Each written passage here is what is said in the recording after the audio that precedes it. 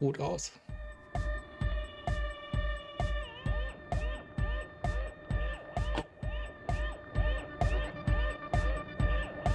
Erstmal Musik lauter machen.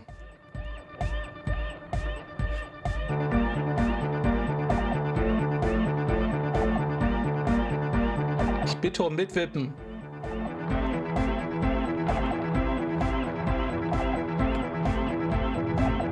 Ja, okay. So, wo waren wir stehen geblieben? Ich mach's mal wieder ein bisschen leiser. Erstmal das Gute ist, wir haben wieder ein paar Fertigkeitspunkte, die wir noch nicht gesteigert haben. Vielleicht brauchen wir sie demnächst. Also, schnell fliegen wir. So, dann gucken wir mal. With peroxide blonde hair holds up a Harman Welshi tape player, nodding along to the music. He looks at you with a knowing smile and says, as though you're supposed to be sharing some tremendous evangelical secret. Religiöses Geheimnis. Hardcore! Ja. Hardcore! Aber ist es das auch? Ja, natürlich. Adds a capital G before the H in his yegs and args. This produces a guttural Gotwaldian accent and makes him sound more animal, more in it. Ah, er ist aus Gottwald. Gut. Or maybe it's not Gotwaldian. Maybe it's Oranese. Probably an homage to Oranje, where Arno van Eyck is from, judging by his name. Could you be listening to an Arno van Eyck creation right now? Was? Das ist ein Arno van Eyck? You know about him? Arno van Eyck, das klingt, warte mal, gibt's nicht einen niederländischen DJ, der so ähnlich klingt? Egal. Er bewegt seine Lippen, aber ihnen kommt kein Laut. Seine Augen sind so groß wie Untertassen. Anscheinend ist er deinetwegen sprachlos. You know Van Eyck? Ja, ich bin ein totaler Eyck-Fan. The skinny wraith looks at you with some disbelief. So am I! So am I! Van Eyck ist einsame Spitze, ja. Yeah. Oh, is that why they call you Egghead? Because... Eyck? Egghead to the mega! The K became the G! The boy became the man! Okay. The Advent? Einzigartig. Right way out of this garden of forking paths, you think? Wie soll ich das denn lösen? Auf welche Art? Es muss einen Weg geben, um mit diesem Menschen zu sprechen. Du hast ihn bloß noch nicht gefunden. Es geht definitiv nicht um Sinusse. Wieso versuchst du es nicht einfach noch einmal und suchst dir einen Ausweg aus diesem Gesprächslabyrinth? Daraus macht ihr jetzt ein Rätsel? So, Moment. Überzeuge Sona, mit den Ravern zusammenzuarbeiten oder vertreibe sie. Das machen wir gleich. Wir lösen jetzt erstmal dieses Rätsel. Ich finde den Sound einfach gut. The young man with the tape. This is hardcore. It's hardcore! Sagst du immer wieder, dass es Hardcore ist? Sehe ich das richtig? Skibber D, Skibber Danger. I am the rearranger. Hot training did not prepare you for this. What to do? Er ist der ja, er ist halt ein DJ, oder? Heavyweight Jam. Seine silbernen Gürtelschelle sprießen lungenförmige Bäume. Hardcore! Aber was ist das? Ich weiß nicht, was ich dazu sagen soll. Skibber D, Skibber Danger. Your hot training. Ja, We're close. True, hard, hardcore. nein, Hardcore to the mega. sag ich nicht. Internally coherent. Ich sag nichts. Hardcore. All right. Yeah. Nein. He furrows his brow as his very large head traces the sublime invisible movement of the music in the very real air of the... Hardcore. Ah. Er schreit qualvoll und übertätigt der schwache Beat, aber der offensichtlich nicht so wirklich Hardcore ist. Gehen wir jetzt drauf ein? Is it though? Is it so? Genau, habe ich auch gedacht. One spirit. There's no other world. There's no other life. Waren wir schon nah dran? We're close. Er hat mich jetzt ja gerade gespiegelt, oder? Hard, full, car. Hard Nein. car. Nein. Hard is a mega. Nein. Internally coherent. All car. All right. Yeah. He furrows his brow. Hardcore. Ah. So hardcore Is it though? ist es. What is it? I mean, really. Feels like you should reply with the very pinnacle of idiocy here, so that things get totally transcendent. But you haven't gotten there yet, so you don't know what to say. Also unsere Proben waren erfolgreich. Niemals jemand beim Hardcore-Musik hören unterbrechen. Ja, irgendwie schon. Er ist auch vor allem so schön in der Stimmung. Ich weiß nicht so recht, was ich sagen soll. Under the radar. Over the top. So you had a talk with Andre, and now you want to discuss things with Lloyd. Good. Durch die Löcher im zu großen Pullover des Speed-Freaks kannst du seine Haut sehen. Vor ihm ein offener Werkzeugkasten voller Tischlereiwerkzeuge und Teile. It's good you talked to Andre first. Gave me time to get a reading on your sign. Can't really talk to people before you get a reading. Ah, der Sign ist der Vibe der Leute. Er führt sich mit der Hand durch die Haare, die pseudo-ernsthaft zurückgekämmt sind. Und mit weiter ein paar Zahnrädern herum. Kommen ja Selbstzweifel. Wenn du die vorwegnimmst, hast du das schon probiert. Ach, Totalcore. Ah, probieren wir gleich mal. Seines? Yeah. Gotta compare. See if we can align. Das stimmt. I suck at socializing, man. Even now, our sign synchronization is way off. But I'll see what I can do. Okay. A sticker? You mean the yellow one? Can you describe it to me? Interesting. He wants you to describe it, though he already knows what it looks like. Ich glaube, die X bedeuten. Er ist dieser hier. Kennst du den gelber Kreis? Ein menschliches Gesicht mit X und dort einem Lächeln. Ich glaube, die X bedeuten, dass der Typ tot ist. Jetzt ist halt die Frage, was will er von uns? Will er unsere Interpretation gleich hören? Seems like my creation has found its way into the legal bureaucracy. What did you want to ask about it? Was macht den Aufkleber so modern? Simplicity was brought to us by classical solarist modernism, but that was a tasteful, harmonious simplicity, right? Okay. Hardcore is not tasteful or outwardly harmonious. It's a warning shot. This will be dangerous. The echo of man's loss, haunting him. Okay. The sticker, the clothes, the music, same thing. Bist du auf die Sachen selbst gekommen? Not alone. Many people are thinking the same thing right now. There's a gathering at the Elysium. The beat is the same for all. The dead guy is smiling. Warum lächelt der Tote? In history, we are living in the age of history, and in the eyes of history, we are always already dead. How can we ever smile then? Because history is a lie, and so are its deaths.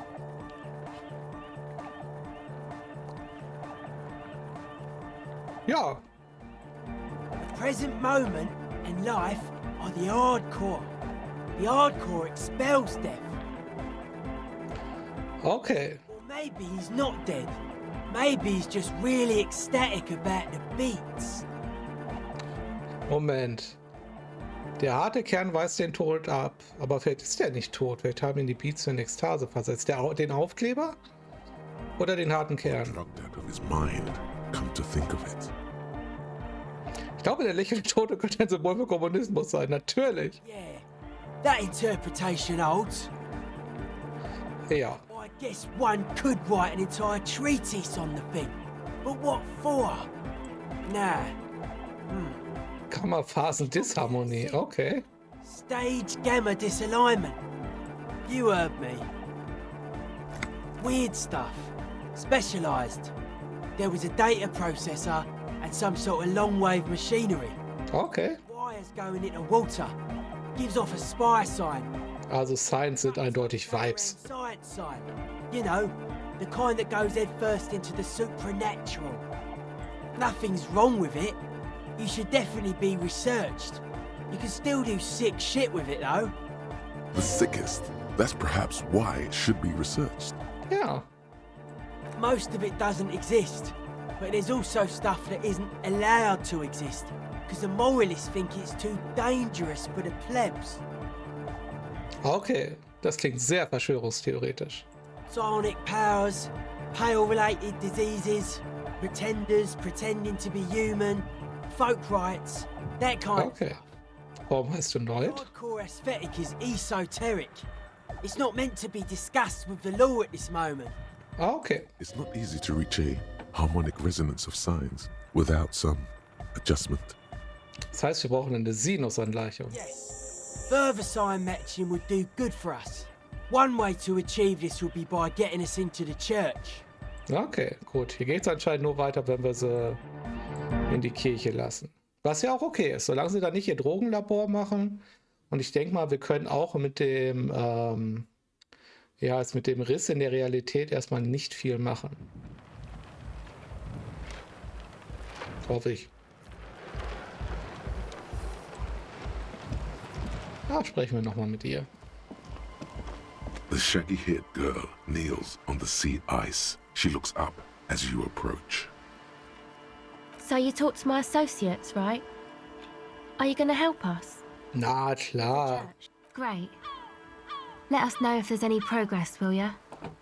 Eine Bekannte wollten ein Drogenlabor errichten. I did, and I'm sorry.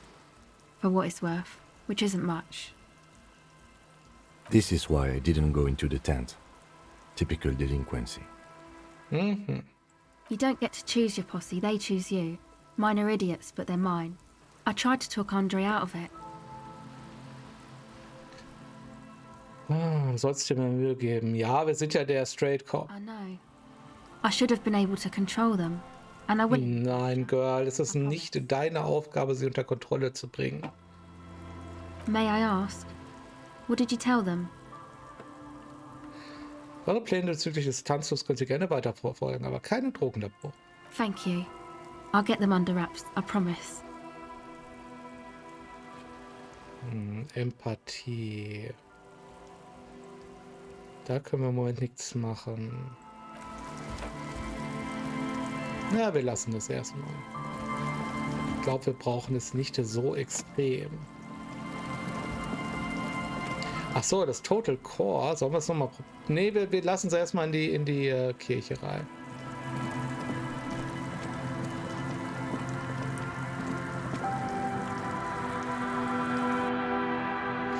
Vielleicht kriegen wir ja irgendwie was raus aus der guten Frau, damit wir sie in die Kirche reinkriegen.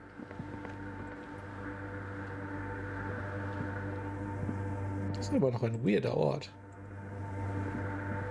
The mother of humanism stands above you, a precious and complex wax painting on a single pane of glass. A crack runs across the length of her body, her face oval and sad. So kann ich ihr diese Figur nicht geben, weil sie nur ein Kirchenfenster ist. That does seem to be a problem. Maybe you meant something else? Wie zum Beispiel gilt die Aufgabe noch? I don't know. What are we thinking of? Part of your mind has gone on to other things already. Only a strange little sadness remains. Das meinte ich nämlich mit den Figuren. Ich glaube, er will sie ihr wirklich persönlich geben. The mother of humanism towers above you, a wax painting on a cracked pane of glass.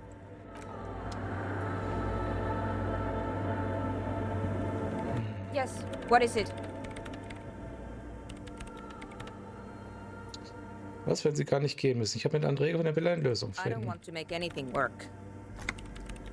Moment, sie wollen gar keine Lösung finden? Yes, anything. I don't want to make anything work. It's not the anodic dance music that's made her bitter. It's the failure of Fortress accident. That's right. If we couldn't get our Welkins to happen, I don't want anything to happen. Ever again. Aha. There's not a trace of irony in her voice. She means it. Suggestion. Also 97% sollte ich schaffen, oder? Easy. When her research is done, she can move out. Ja. In ihrer Forschung. Sie haben vorhin erwähnt, dass es nicht so gut läuft. Vielleicht kann ich Ihnen ja behilflich sein. No, I don't really need any help with the project. Aber wenn ich Ihnen dabei helfen würde, das Projekt abzuschließen, dann müssten Sie nicht weiter in einer Kirche und neben dem ganzen Bum-Bum leben. Denken Sie mal drüber nach. She thinks about it. A glassy look in her eyes. A gust of wind brings more snow in from the broken gallery. It touches her hair. All right. Bring me the game's offside copy from my old work Aha. if you really want to help. It's stored on a filament memory and I'm unable to go and fetch it myself. Das kriegen wir hin. Yeah, that's the one. You can get in through the bookshop. You just have to do some explaining to the bookstore lady. Mein Pleasance? That's her name, I believe. Oh, da war ich schon. Good. Then you might know the giant ice bear fridge in the building's cellar. The filament is inside the fridge. Just go and get it. Aha. In the giant ice bear fridge. I just told you. It has red glowing eyes. It's impossible to miss. You just... But you've been to the fridge and it wasn't there. There was a note saying, Ah, damit haben sie auch schon überbrückt, dass ich schon mal da war. Clevere Programmierer. Wait. A note from whom? Did it specify where they took the filament memory? Dort stand die externe Kopie, sei zu einer Eismaschine in der Nähe gebracht worden. Ein gewisser Sulislav hatte den Zettel unterschrieben, wie auch immer dieses L ausspricht. Jawiza. Of course. Our project lead, Sulisław Jawiza. God, he was always so hell-bent on keeping the copy somewhere safe. And feature creep, and the valley of the heads. Like it would have made a difference. The offside copy was perfectly safe when the data loss happened. That data loss was anomalous. Nein, du bist nicht dran schuld. Sie hat ein bisschen was von Sigourney Weaver, oder? And the heads. I won't even get into the heads. Millions of them. Go find that copy from that ice cream maker, will you? Valley of 1,000 Heads. You like the sound of that. So, ich habe die Eismaschine gefunden, aber ich konnte sie nicht öffnen. It's getting ridiculous. Can't you just defrost it? Or, I don't know. I don't know about the ice cream maker. Just figure something out. There's a solution, but she doesn't want to hand it over to you yet. It's a thing. Something she holds dear. Mhm. Wahrscheinlich müssen wir nochmal dahin. Aber haben wir inzwischen einen Flammenwerfer gefunden? Eigentlich nicht, oder? Thanks. Ah, sie reicht ja eine Art überdimensionierte Here's Brechstange. my Qualsund multitool. You might need it to hack loose some ice. It opens everything. If you get me the offside copy, then you can keep the Qualsund. Nice. Hurts a bit for her to say this. She's not too happy to be parting with the Kavalsund. Kavalsund. The legendary Kavalsund multi-tool. This is Prybar version 2.0 for professionals like you. Ich mag's, wie sie halt diese sperrigen Wörter drin haben. Kavalsund. Das klingt so schön. Na gut. Kavalsund, wo bist du? So, und dann kommst du hier. Moment. Verschlossene, verschlossene. Wahrscheinlich ersetzt das beides, oder? So, dann nehme ich mal das Kavalsund hier hin. Und nein, ich werde keine Pistole tragen, aber das Tonbandgerät. Wir sehen absolut lächerlich aus. Wir werden irgendwas Mechanikmäßiges brauchen. Können uns auch einfach mal wieder wie ein Polizist anziehen. Wie wäre es denn damit? So. Commanderjacke.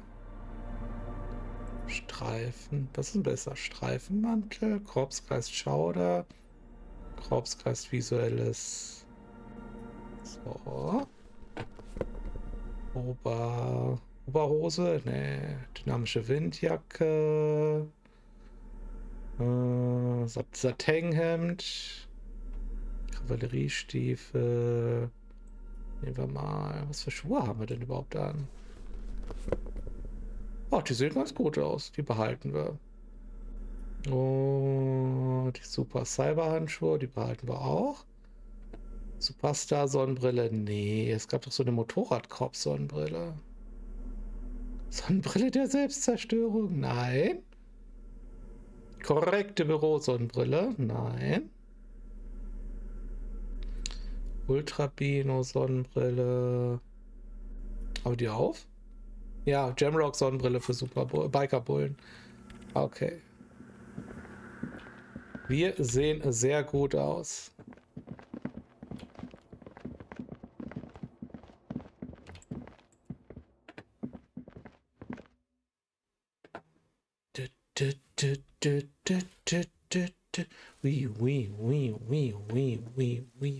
Ich habe jetzt ein Ohrwurm von diesen Elektrosong.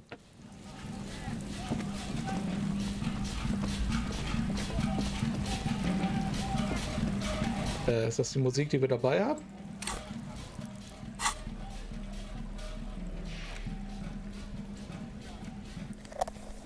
Ja.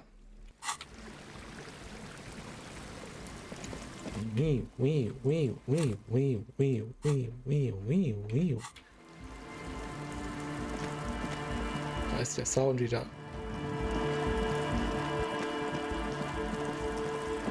So, wo kommen wir denn am schnellsten? Hangman? Da muss ich ja nicht nochmal hin. Wo ist Justice hier überhaupt? Die muss doch auch hier auch irgendwo runter rumhängen. Runterhängen.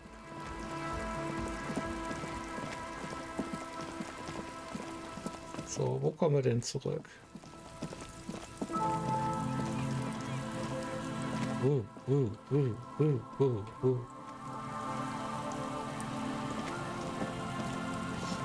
da müssen wir rumlaufen. Dun, dun, dun, dun, dun, dun, dun, dun. Dun, dun, dun, dun, dun, dun, dun. Wir laufen hin, wir laufen her.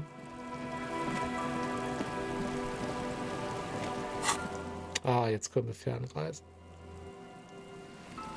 Sehr practical.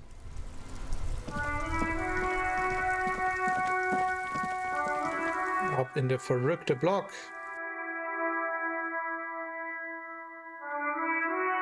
Jetzt hoffentlich nicht wieder verlaufen.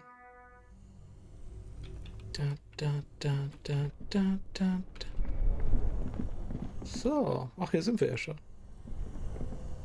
This orange machine is dead still. It has a hand-cranked ice cream churner and an electric freezer. The ice around it slowly melting. Turning the crank feels oddly satisfying, like stirring your childhood dreams. It's all gone now. What better to assuage the creeping sense of failure than some frozen fat and sugar? Schiene vom Strom getrennt. Ice squeaks beneath your Kavalzun multi-tool, but your fingers slip away from the tool. The lid shutters tightly as before. Oh, das war aber knapp. And it's already unplugged. There's not much else to do other than wait for it to defrost or bulk up and get stronger.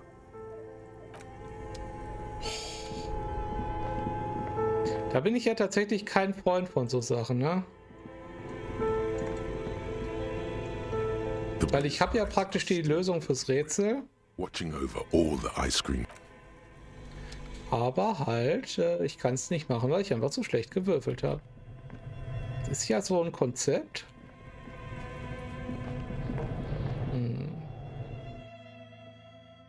Ich kann natürlich meine Chancen verbessern mit dem richtigen Gear. Ich kann auch mal das Talent steigern. Und ich habe gar kein Licht an. Das sollte ich mal machen. Kavalsund. Ach, wir sind ja eh hier, wo wir hin wollten. Tiles on the cube are still smoldering, casting the framework in a soft glow. Fluorescent play and print keys shine. The speaker comes to life. Static seeps through the machine's planar magnetic driver. Good afternoon. Fortress accident en rue de Saint-Ghislaine. This is East Insulindian Repeater Station 1. Please repeat. Is this the production schedule? Probieren wir es mit dem Passwort. Good. Please repeat the password. Nach dem Leben, der Tod. Good. I've unlocked the production schedule. After ending the call, please press print to access the filament. Really? She just used the same password? Maybe those radio computer guys aren't that paranoid after all. Fortress accident. Is there anything else I can do for you? Sind sie eine Maschine oder sind sie lebendig? Yes, I am alive. I am 74 years old and my name is Yvonne. She repeats passwords. Programming people are all paranoid. Okay. Aber wo sind sie? Achso, das habe ich alle schon gemacht.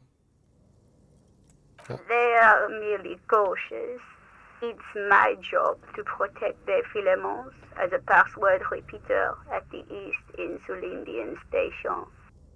Aber wo sind sie? I work as a repeater at the East Insulindian Repeater Station. It's my job to know where you are, Fortress Accident. As for me, well, I am sitting in my cubicle, surrounded by a wall of radios. Okay. Doesn't it get lonely, sitting there all by herself? Now, please tell me if there's anything else. Das wäre alles. Thank you. Tiles on the cube are still smoldering, casting the framework in a soft glow. Fluorescent play and print keys shine with a quiet determination. The printer starts printing, a piece of paper unfolding like a handheld fan. A black crisscross of letters covers its surface. It's a project report written by the lead producer, Andrew Andy Schott, about Whirl Untethered, a radio game developed by Studio Fortress Accident. Das könnte für Rival stehen, oder? The first few pages give an overview of the capital and workforce, while the rest of it seems to be a production schedule. Dann lesen wir mal die Belegschaft. Fortress Accident employed 18 people, the bulk of the team composed of writers and concept artists. There were also radio programmers, sound engineers, a CEO, 2 marketing experts, Okay. and a single overburdened producer who developed a habit of popping Pyrrolidon in the basement to escape his obligations. Der arme Producer. But on the other hand, their obligations were piling up at an inhumane rate, a rate that could only be amended by Pyrrolidon. Also tatsächlich, mich verwirrt immer noch im Obergeschoss die Würfelmacherin, weil das klingt irgendwie wie was mit Rollenspiel zu tun hat. In its short time of existence, Fortress Accident SCA managed to burn through truly insane amounts of money. The first tranche of seed financing brought in 150,000 Ria. Nice. Then came the delays. Eventually, the damage reached 400,000 Ria, with only half of the game finished. 400,000 Ria? You're my yo. These guys knew how to party.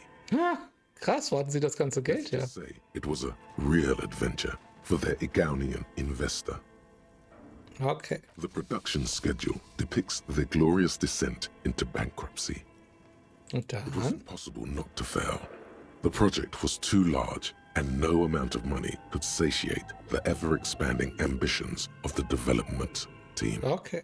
They tried to make a 4 million real game with 400,000 in their bank account. Ist das ein bisschen selbstreferenziell? They thought they could bridge the gap with pure willpower and imagination. They couldn't. Ich hätte die Lücke schließen können. No, you couldn't have. Natürlich. Definitely not. Not a chance. Even then, success remained within an ever-narrowing margin of possibility that, despite everything, never entirely disappeared. Okay. That is, until they discovered the Valley of the Heads. Oh oh. Das war's. The 11th hour, the lead designer, Jim Spawn, Suliswaf Jalisa, decided that what We're Out Untethered needed was a secret mystical location at the extreme edge of the map. Okay. This place was to be the Valley of the Heads, where the heads of all the headless constructs could be found. The player would have been able to choose a head for their headless party member, and each head would have been voiced on air by a professional actor. Das klingt unendlich teuer. The world had never seen their kind before, and might never again. So many. The last count, there were approximately 10,000 heads for 10,000 headless men, all of which could be endlessly recombined. Wie viele Kombinationen sind das? Do you really want to know? There seems to be a calculation here, but it may take a while. Das kann man erforschen, ne?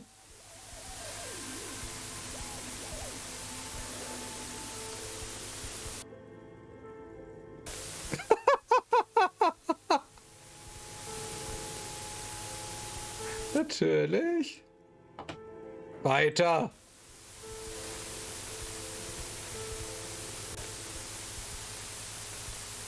The lieutenant taps his foot impatiently, his arms folded. He's dying for a cigarette. Come to think of it, you are. Weiter.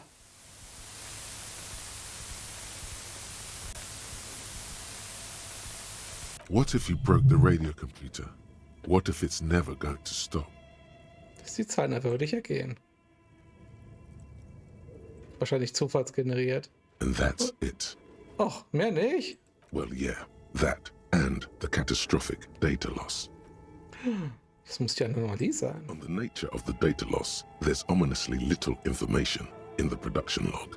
It comes at the very end, where things get fuzzy and dark, where tables and numbers seem to vanish into an eerie nothingness, before the Igalian Verdächtig. pulled the plug.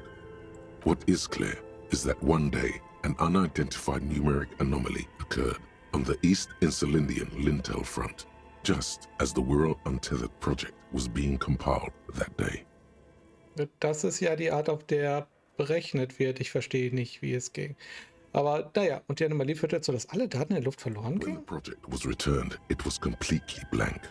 The team spent weeks on the phone with Lintel, the service provider, but despite their diagnostics, they could never produce a satisfactory explanation or pay for the loss. Der Anbieter war für den Verlust des Spiels und konnte nicht mal dafür zahlen. Always read the terms of service. Das war wahrscheinlich eh nur irgendein Trick, damit sie halt nicht zugeben müssen, dass das Spiel gescheitert ist. Mysteriously enough, it seems that the offsite copy happened to be on-site when the catastrophic data loss occurred.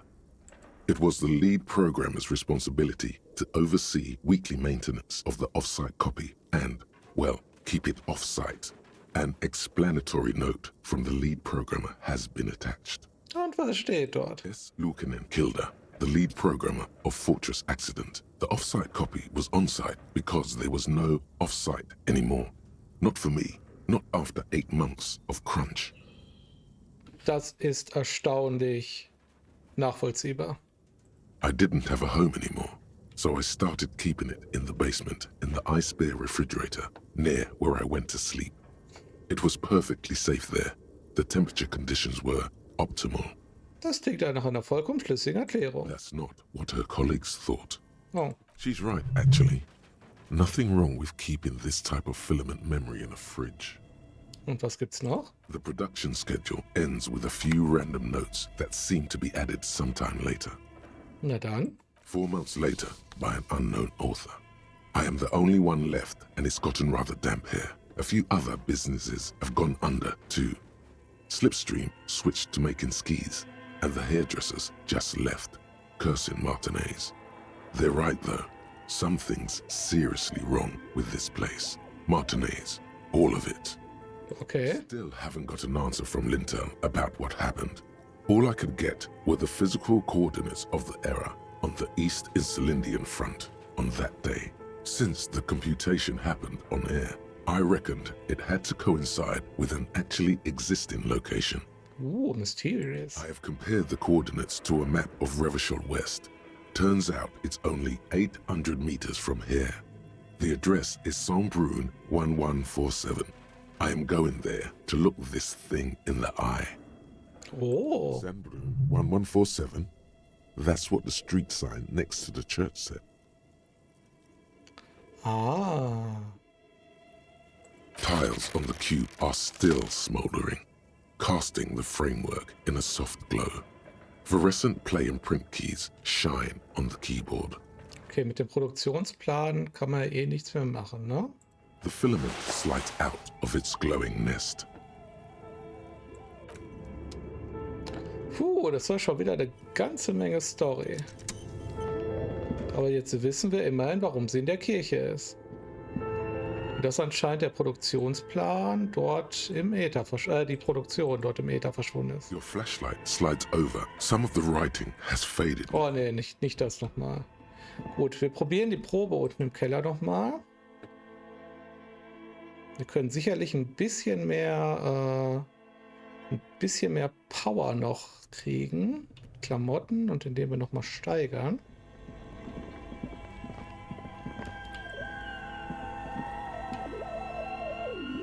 Wo geht's denn hier lang?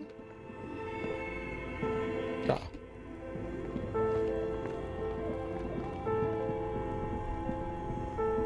This orange machine is dead still. It Apparat. has a hand-cranked ice cream churner. Gut, Speicher.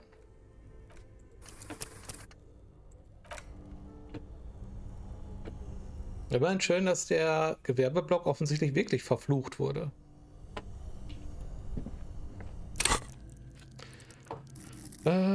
Körperapparat, ne? Da.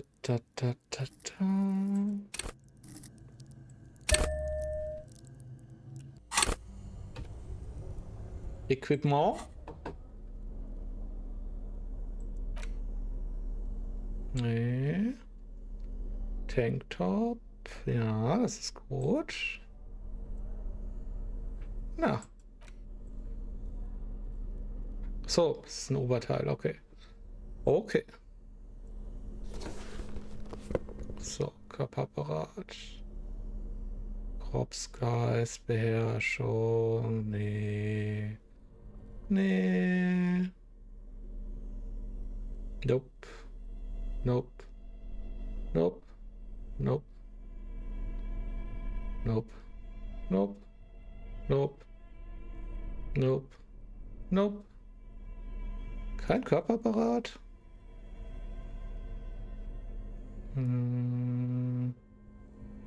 T-Shirt. +1. Ist aber auch ein T-Shirt, ne? Ja.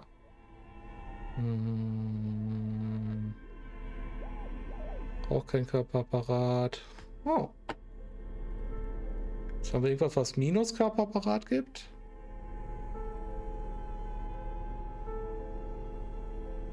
Nein. Nicht sonderlich überzeugt. This orange machine is dead still. It has a hand-cranked ice cream churner and an electric freezer. The ice around it. Ich save-scrumme das jetzt.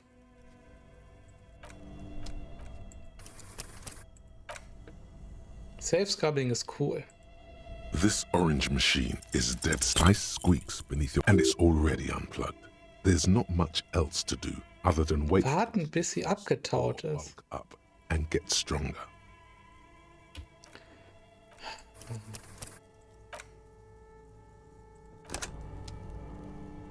Es müsste ja dann ein fester Zeitpunkt in der Story sein.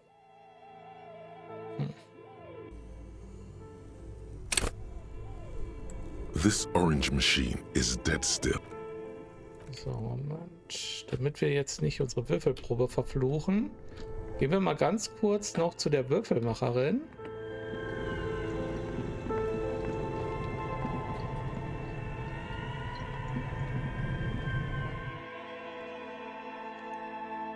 Das ganze Eismaschinengerät lässt sich mir fix zum Griffierer gehen. Ja, dann, ich würde ja auch ein Eis essen, aber ich habe Angst, dass mir die Krone rausgeht. Sorry. Nicht, dass ich etwas frustriert bin oder so. War hier noch was? Nein.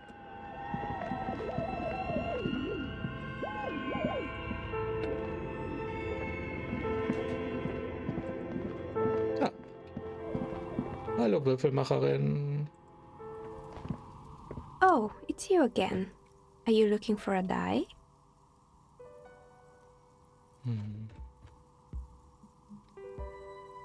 We're inside the chimney of an old central furnace. It's strange, I know. But when I arrived here, all the other rooms were taken. Plaisance was right. There's an entity Creative. Da haben wir überall schon drüber geredet. Gut, wir versuchen es noch ein letztes Mal. War hier irgendwie was? Nee, ne?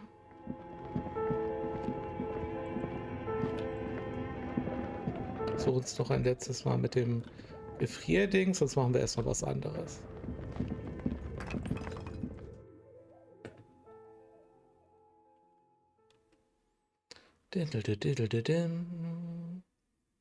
Es klingt so nach Dexter, die Musik.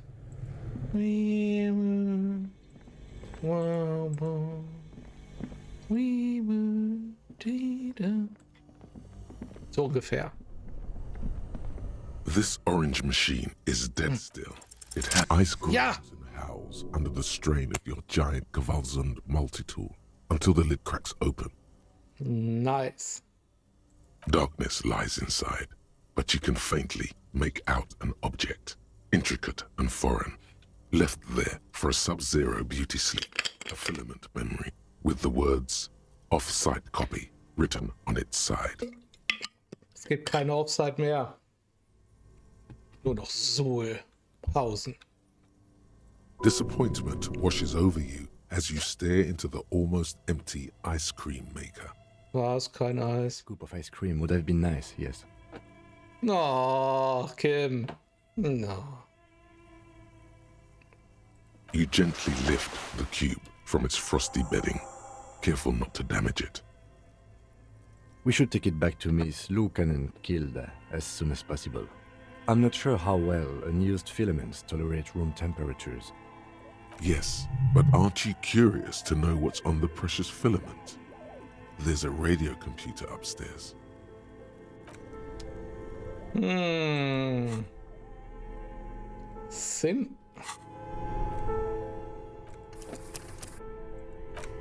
Sind wir neugierig?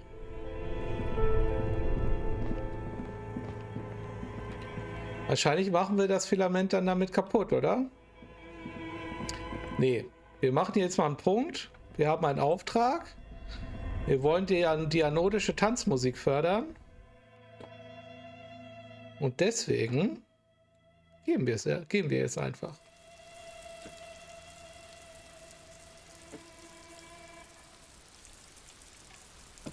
Zur Not kann man ja immer noch mal auf YouTube gucken oder so.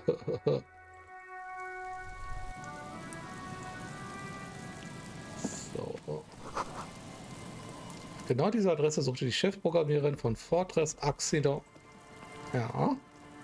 Was übrigens ein cooler Name ist für eine Softwarefirma. Zumindest wenn man es französisch ausspricht. Fortress Accident. So. Für anodische Tanzmusik.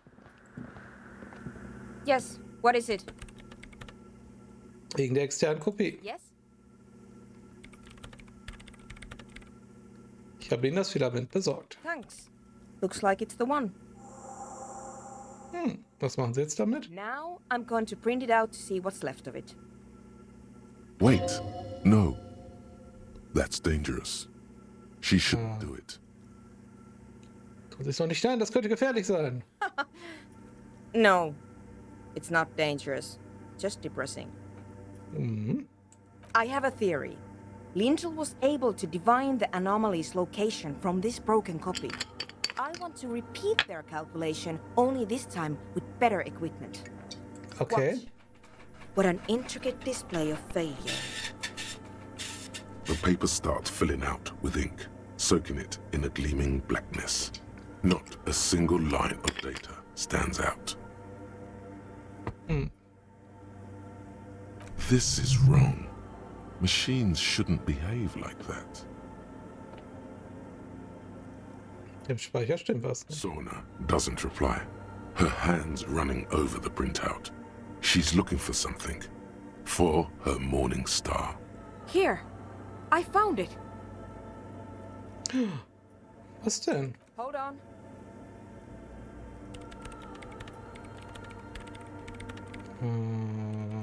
Kann ich helfen? Just give me a second. I'm almost I've never witnessed a programmer work before. done. I've got it. I found the location of the anomaly. Sie haben die Koordinaten gefunden. I found the coordinates. She's beaming. You can feel it in your heart. Good for you, girl. Great job. Thank you. Ja, und wo ist sie jetzt? There. In the swallow. Sie deutet auf das andere Ende der Kirche, wo eine Gruppe von Wasserbeltern einen rituellen Kreis bildet. Think you can help me again? Na klar. I need you to go move those water bolts for me. I need to double check my calculations. Okay, You like moving things around. Moving things around is calming. das stimmt allerdings. Just walk over to the circle and follow my instructions. Move the third bolt 2 centimeters to the left, and the fourth bolt 5 centimeters to the right. This should do the trick. Das schreibe ich mir auf.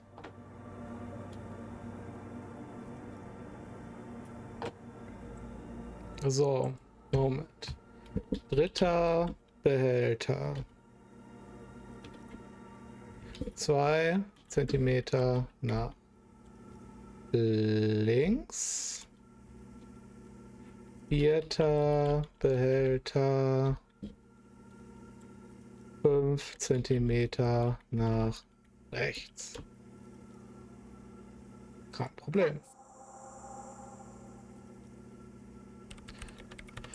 Na gut, dann schauen wir mal.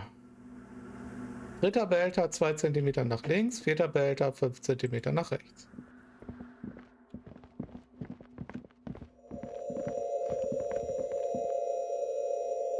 Was ist der vierte?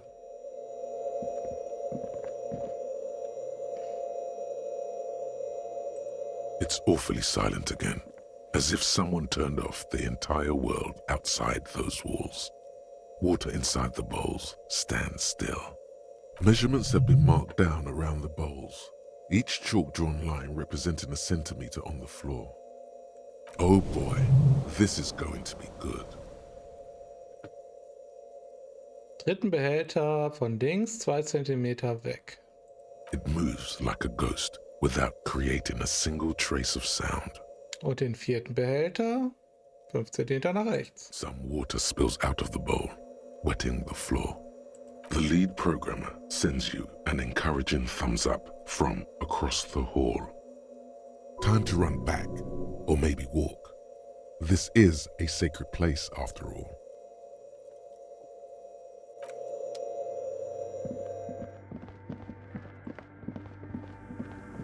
So, gute Frau, was passiert jetzt? Yes, what is it? Was jetzt? Great. Everything should be aligned now. Ja. Miss Know-It-All is hesitating. Was ist los? Nothing. Now the only thing left to do is to unmute the headphones. Das ist nicht sehr vertrauenserweckend. If we got the location right, we should then be able to hear whatever sound this anomaly makes. Warum hat sie die Kopfhörer überhaupt umgeschaltet? Honestly, I'm a little scared. Dich einfach nur Stille zu hören sagen? I don't know. That's what I'm scared of. I don't know. It could be anything. I mean, what sound does the nothing make? How can you even listen to something that doesn't exist? What if silence is only what surrounds it, but the swallow itself is...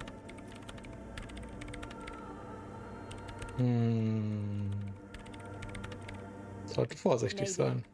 Maybe I'm just tired. Der Tod ist zwar schrecklich, aber wir müssen damit umgehen. Yeah. You're right. Let's do it. Go! The lieutenant takes a step back, and then nothing. Nothing happens as Sona Lokanen-Kilda presses unmute on her keyboard. Nothing. She doesn't talk. Her eyes closed and brows knitted together in a state of deep focus. One hand cupping the headphone. Ich kriege jetzt ein bisschen Angst, dass ein Jumpscare kommt. Damn it.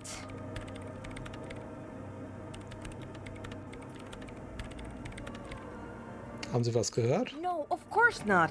Nothing happened. Let's move on. Despite her fear, she was hoping for something extraordinary to take place. Was meinen Sie, wenn nichts passiert? Haben Sie die Verschlingerin gefunden? No. No. My hypothesis was wrong. According to this, I should have heard something, if I got the coordinates right. Like I said, silence is only what surrounds it. But this is just another failure. Silence sounds like silence. That's all it is. No. You can try on the headphones. See if you can hear anything. But don't... Silence is silence? You're sure there's more to it?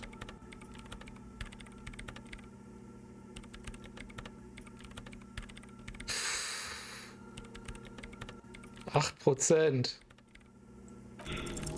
All you hear is your own breathing, heavy and hoarse from all the nights spent drinking. It's the breath of an old man. But there's something else. There has to be. Something big. Something unexpected. Wiederholbar, ja. Something new. Yet to be discovered. Noch was, in das ich unendlich viel Talentpunkte stecken kann. Ghosts, speak to me. When was the last time this world had anything new to say? Well, did you hear anything? Scheint was zu sein. Ich konnte es nicht richtig raus. Yeah. No, I don't think there's anything there. The lieutenant looks down at the floor, as if to say, you're wasting time here. Maybe the speed freaks can help you with this. Go talk with Andre. Vielleicht haben die geiles Audio-Equipment. Ist das überhaupt eine Nebenquest? Ist das Teil der Hauptquest? Außerdem können wir dann den Beat wieder hören. Dun, dun, dun, dun, dun. Der einigermaßen hardcore ist.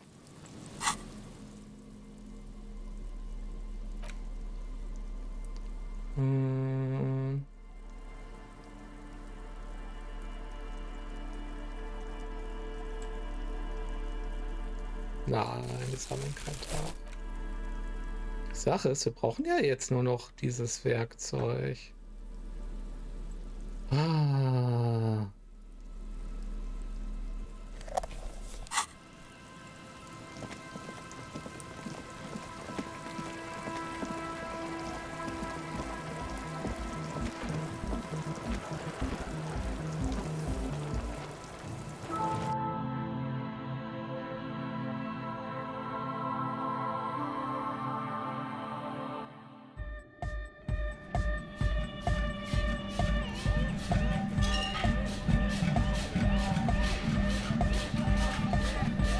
Hi again. So, how are things going?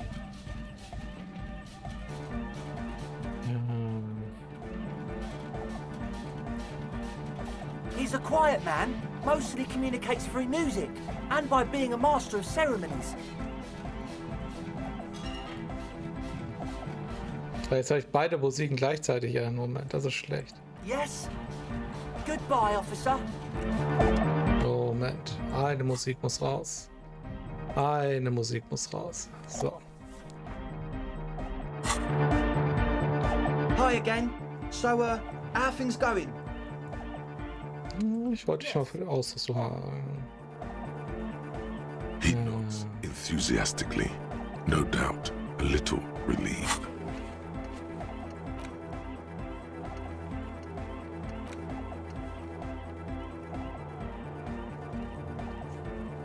Ich sollte doch mit André reden, oder?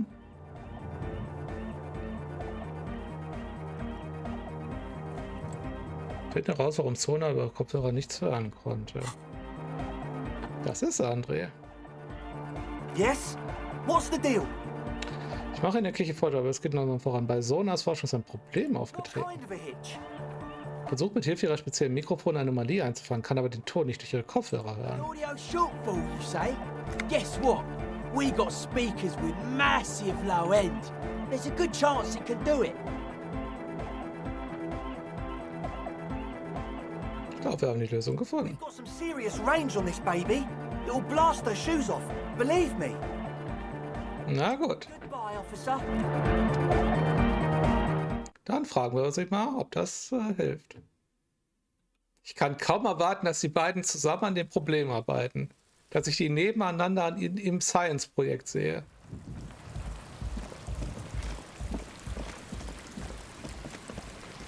Aber es kann natürlich sein, dass ihre Kopfhörer den Bass nicht richtig rüberbringen. Hört ihr das nicht? Das wäre der Bass gewesen. Irgendwann ist ja auch mal gut mit Botengängen. Ja, vor allem, da muss jetzt auch richtig was rauskommen.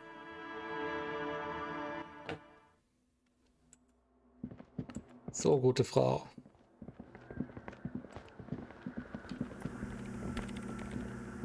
Yes, what is it?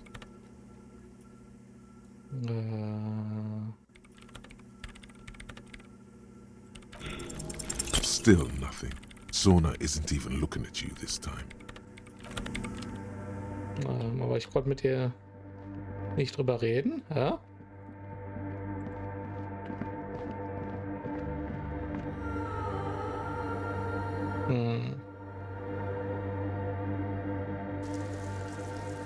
Ich war jetzt tatsächlich der Meinung, natürlich reicht mir das reine Wissen nicht aus. Kann man die einfach mitnehmen?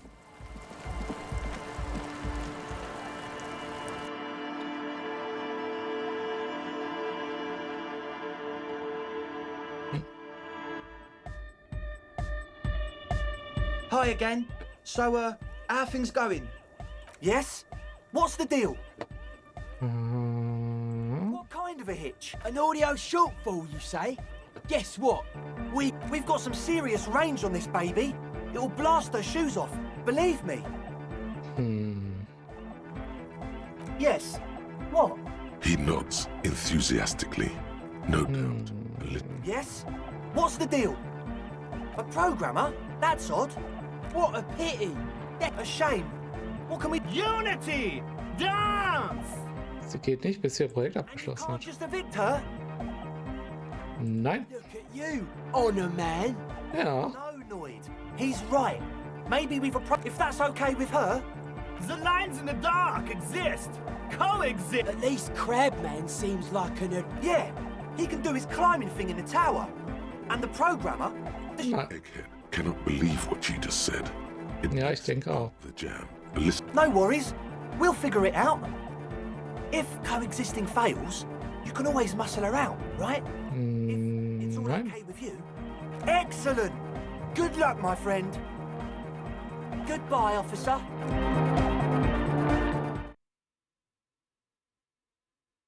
Ja, ich denke auch. Es wäre schön, wenn die einfach schon nebeneinander stehen würden. Mehr sage ich gar nicht.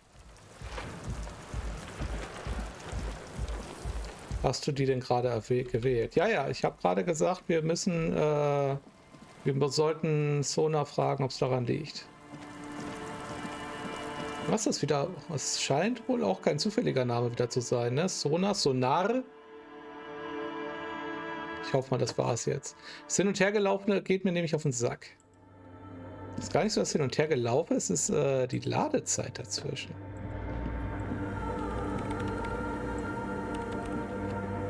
Yes, what is it? I brought them here. These are my machines. Please don't touch anything.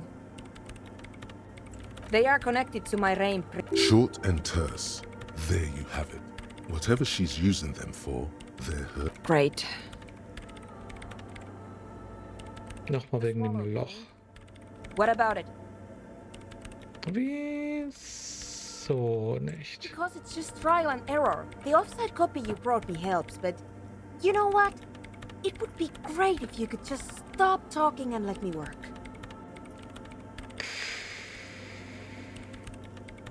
because it's just trial and error. The offside copy you brought me helps, but you know what?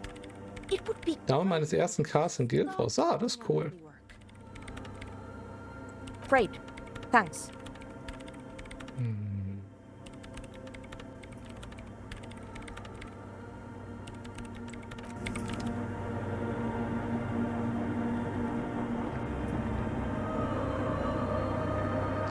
Das kann's doch nicht sein. Oh, da ist wirklich Geld. Und Schuhe?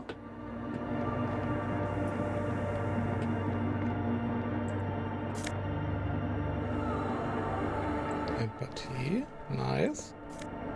Geld ist immer nice.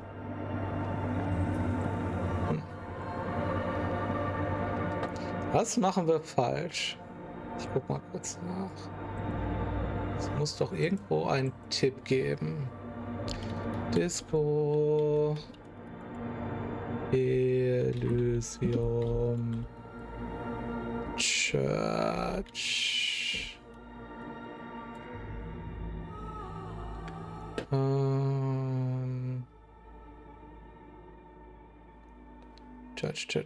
Church. Help River start a night club. So, dann gucken wir mal. Es ist Shadowed Man, bla bla bla. After Sona.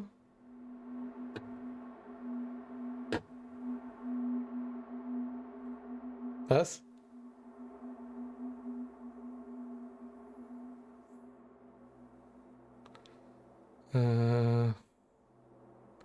Okay.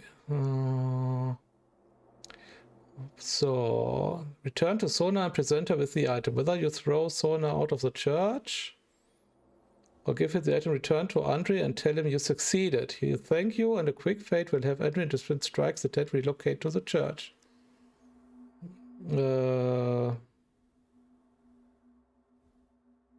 Was? Nee. Jetzt hast du einen Schwall Guildforce-Nostalgie bei mir ausgelöst.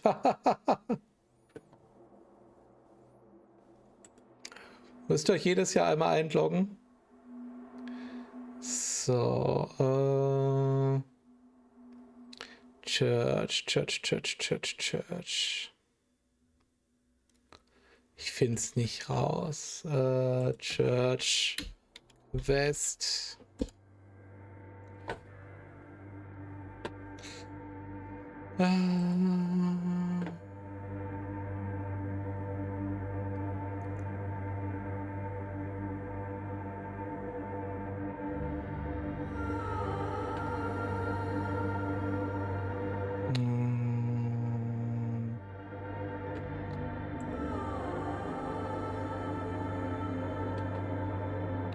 Help Sona with a project.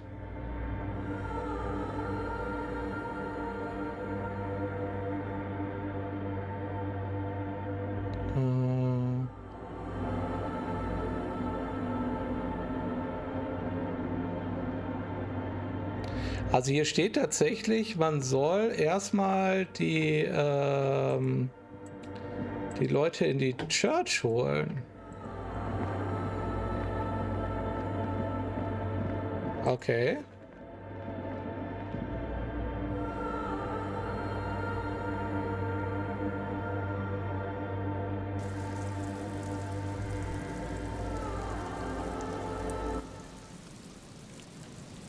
Dann versuchen wir es jetzt noch mal.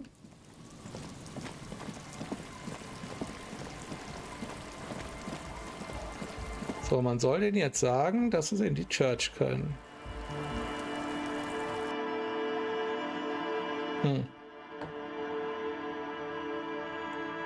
Sammle die Leute in der Kirche ist nie so ein guter Start, zumindest für die Leute. Nee.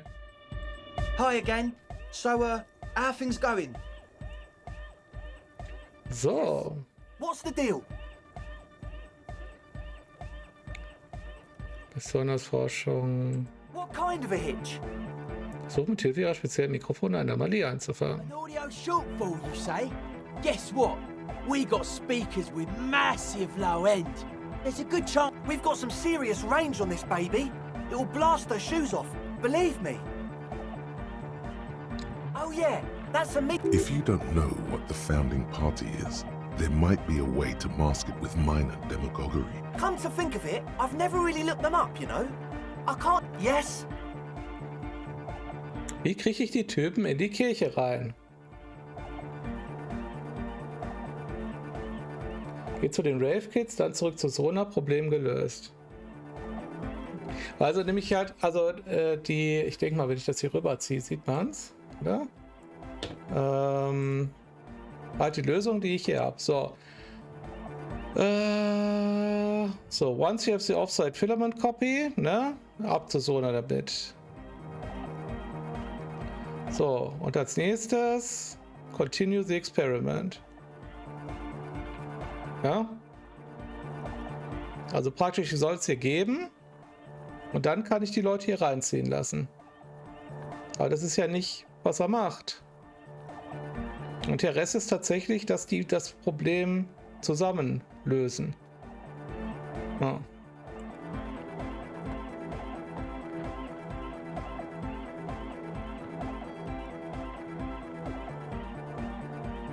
Wir müssen das Eierkopfrätsel lösen. Aber das Eierkopfrätsel können wir... Das Eierkopfrätsel können wir doch nur lösen, wenn die schon in der Kirche sind, ne?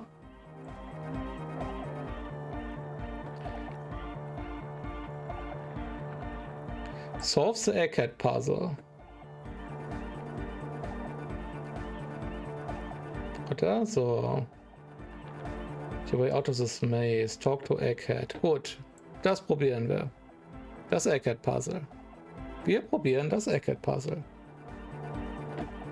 Goodbye, Officer. Es ist sehr random, dass man das jetzt machen muss.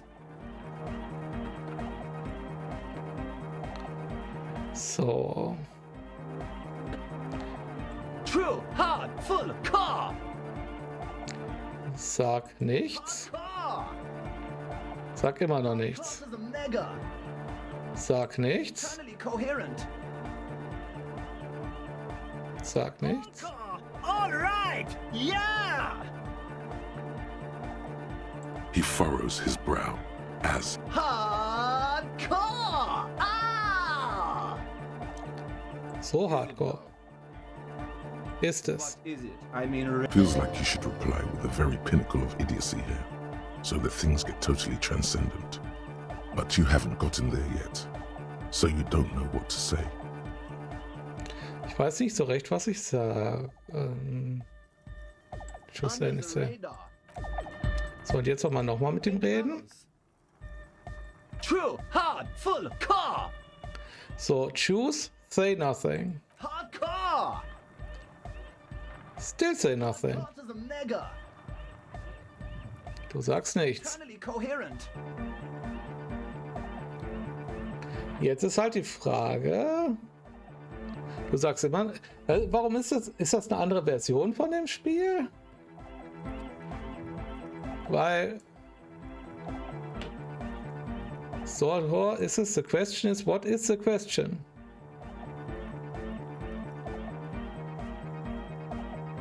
Das verstehe ich halt nicht, das kann ich gar nicht wählen.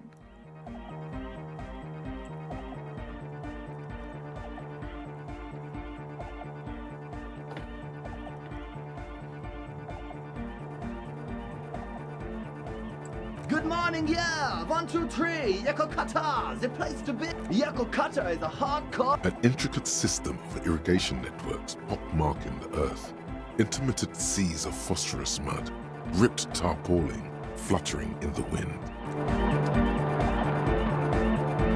Vielleicht muss ich jetzt noch mal rausgehen. Der Spieler eher durch die Blume gesagt, dass du auf diese schlaue Antwort noch nicht kommst. Wieso auch immer, aber deswegen hätte ich gedacht,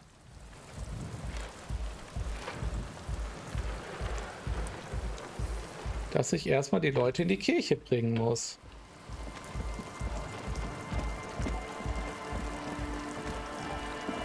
Also ich werde mich auch gleich von diesem Rätsel lösen. Weil mich regt jetzt ein bisschen auf. Weil die Moment.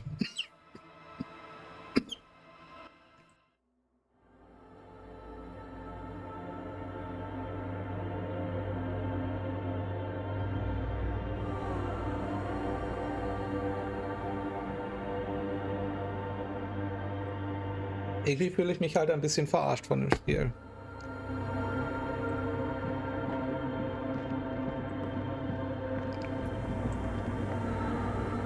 Yes, what is it?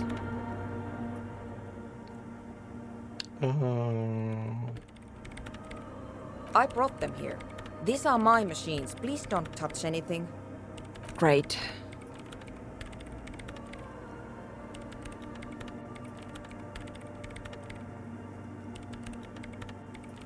Stimmung in der Kirche ist, ja, die ist total toll. Ich finde auch tatsächlich das Bild hier mega geil. The mother of humanism stands above you, a precious and complex wax painting on a single pane of glass. Ganze Story dahinter. Runs across the left. Why? Was nur ein Kirchenfenster That does ist. seem to be a problem. Maybe you meant something else? The mother of humanism towers above you.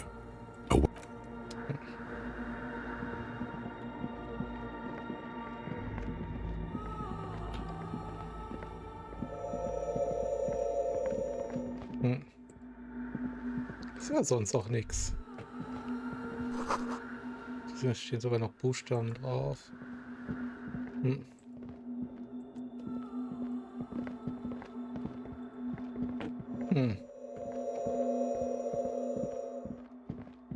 Dazu machte mich eine bisschen irre. Gut, dann werden wir das hier jetzt erstmal ignorieren, obwohl ich echt gerne hier weitergekommen wäre.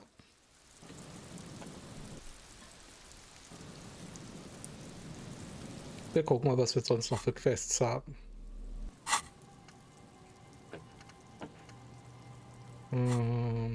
Quest. So, Hilfszone. Löse das Eierkopfrätsel.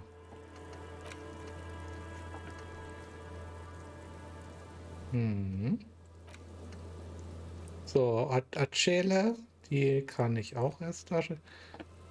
Du hast versprochen, Sona bei dem Projekt zu helfen, bevor die Raver einziehen können. Ja. Finde die Kinder der Kleinen. Organisiere dich. Halte an der Küste nach Ruby Ausschau.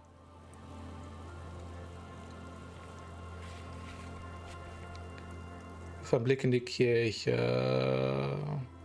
Eine Frau fragen, ob sie mit dir ausgehen soll, und dann sie fragen.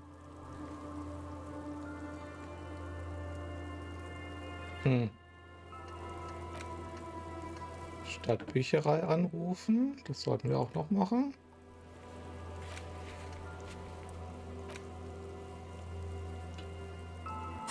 Okay, so viele Sachen.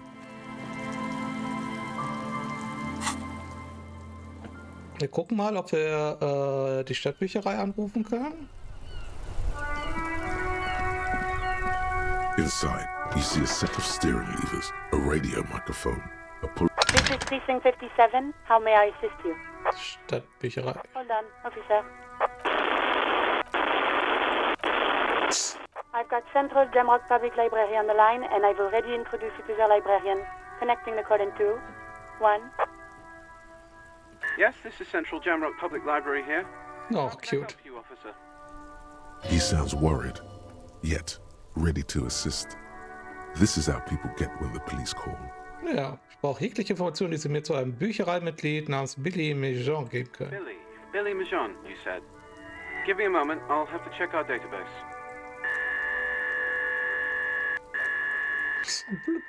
Yes, hello, are you still there? I found Billy Mejean's home address, is that alright? No phone number, unfortunately. Ja, gut. Here we go, sir. Rue de Saint-Ghislain, 33B, apartment number 20. It's in Martinez, I believe. Capeside Apartments, it says. That's okay. That's where the smoker on the balcony lives, isn't it? It says here that they returned their last book just a few days ago, but I wasn't aware. Sehr interessant. Marie? Marie? Do you remember a reader named Billy Majon? They returned a Tybalt book the other day. Yes, it was my colleague Marie. She said that it was Billy's husband who returned the book. He also asked for this new sci-fi release, Lowe's Radio City 87, but we don't have it yet. Billy ist da seine Frau und kein Mann. Wo wusste die Kollegin, dass es sich um ihren Mann handelt? Marie knows Billy. She's been working here longer than me. Sometimes her husband returns some books for her. And then goes for a little drink later. On the lookout. So, und wie hat der Mann ausgesehen? Marie? She said it was an older man, and that she's pretty sure he'd had a drink or two the last... 1 second. Kann sie nicht einfach selber ans Telefon kommen?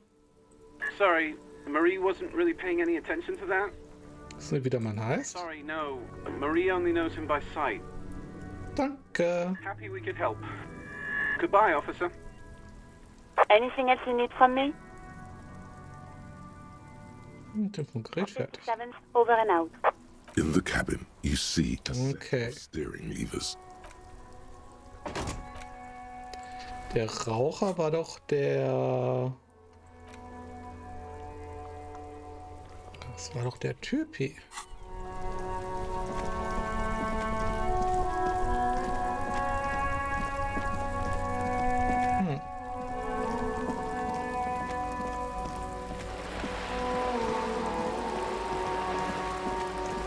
Gucken wir mal nach, was das gibt.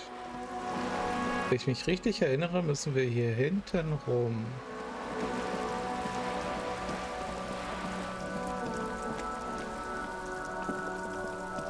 Just an ordinary wall. Und gucken die noch 100 Mal an. Dass wir da was machen können. Hier müssen wir hin.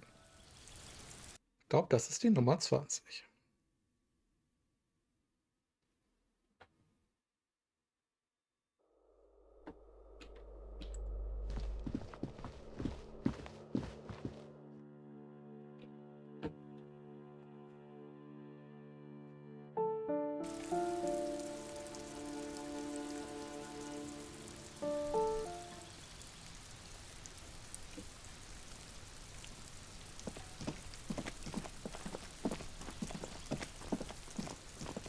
This door is made of metal and appears to be no one answers. Das ist 28.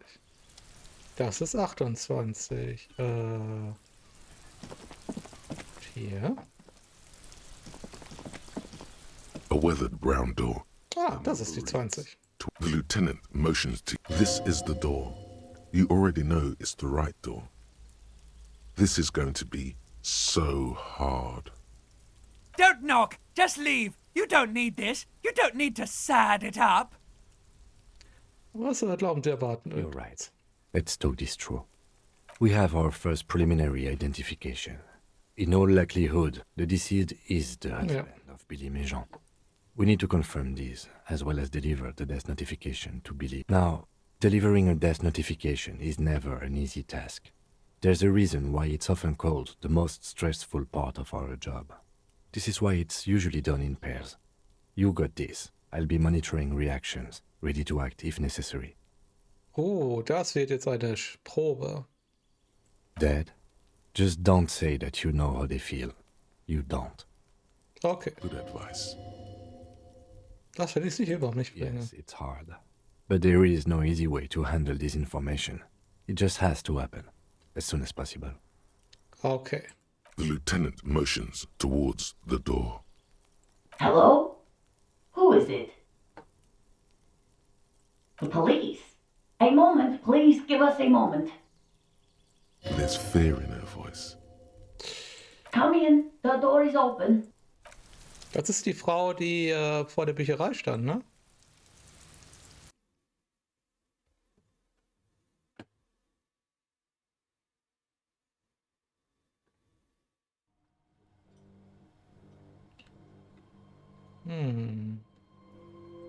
Gott, das sieht nicht sehr glücklich aus.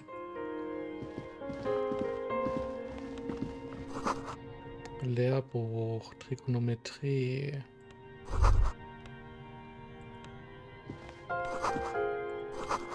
schicken, Mann.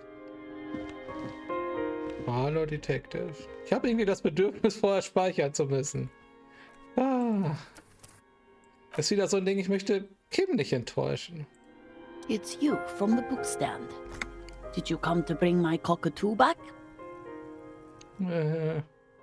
Sie lächelt nervös, ehe das Lächeln aus ihrem Gesicht I don't verschwindet. think I introduced myself properly. I'm Billy. Would you like something? Hallo, Alex.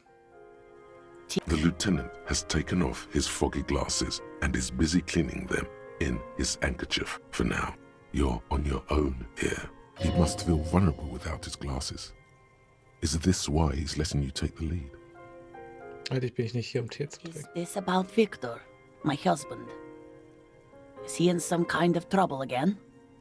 No, this is something much worse. Is he in a hospital? How about some small talk before you break the news?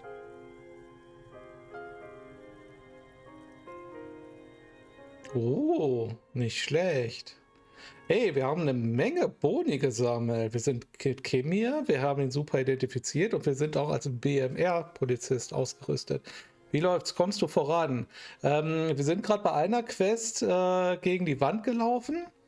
Da ging es halt um anodische Tanzmusik. Also sprich, wir wollten Ravern helfen, in einer Kirche einen Club zu eröffnen, aber dann ist dort eine Wissenschaftlerin aufgetaucht, die vorher in einem Online-Rollenspiel gearbeitet und dort nur ein Loch in der Realität untersucht. Da sind wir irgendwie nicht weitergekommen, auch nicht mit einer Lösung, deswegen haben wir uns jetzt erstmal anderen Sachen zugewandt. Und jetzt übergeben wir gerade die Nachricht von dem Tod einer Person, die wir zwischendurch gefunden haben. Ja, kennt man, ja, genau, wie der Alex schreibt, kennt man. You've done this before. Just keep your focus. Es tut mir sehr leid, aber Ehemann Victor Mijan wurde tot auf der Promenade von Martinez gefunden. What did you say?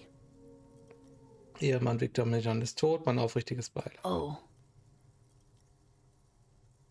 Sie fasst sich an den Hals, die Augen bleich wie in Perlen im Meerwasser. oh. But he was just... No. Ihr Blick fällt auf den Küchentisch, wo noch 2 Zigarettenstummel im Aschenbecher liegen. But he was just here. Alive. We understand this comes as a huge shock. I want you to know that me and my partner are here for you if you have any questions. Take your time, ma'am. Glaubst gar nicht, wie oft ich versucht habe, eine Kirche zu einer Partybude umzubauen. Wir alle. Meistens, wenn der Priester noch da war. Aber halt irgendwie, ich weiß nicht, woran es gelegen hat. Immer trifft man irgendein Loch in der Realität in der Kirche. Und dann ist man einfach total stuck. Man weiß einfach nicht, in welche Richtung man sich hin und zurück bewegen möchte. What happened to him?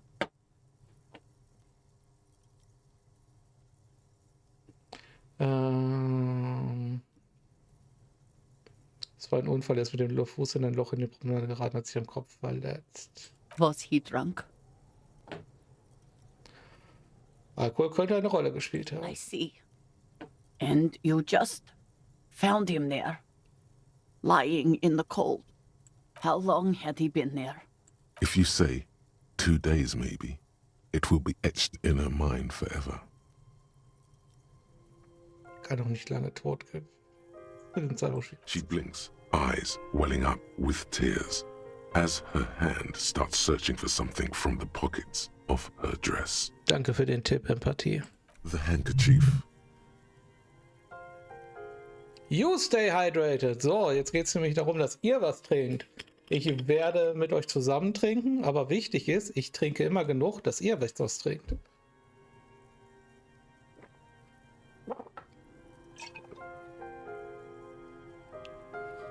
Reißt ihr schweigend das Taschentuch zu Ted. A small, terrified smile quivers on her face as she takes the handkerchief and wipes away the tears. She looks disoriented. Is there anyone we could call for you? A friend, a family member, someone who could be here for you? No. I just need to tell my girls. God, should I call them? Should I tell them to come home? No. A day. Ja, nimmt sich einen Tag, um sich zu erholen. Good.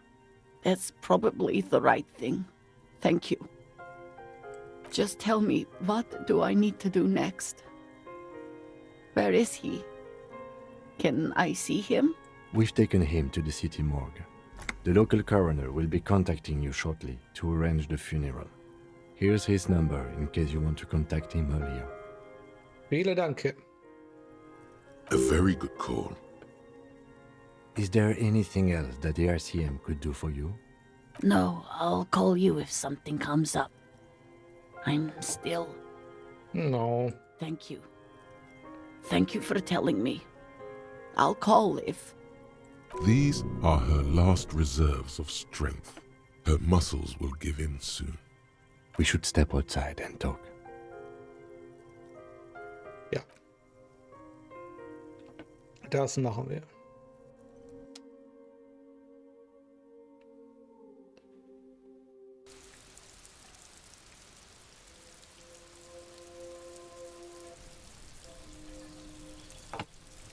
So, what's up?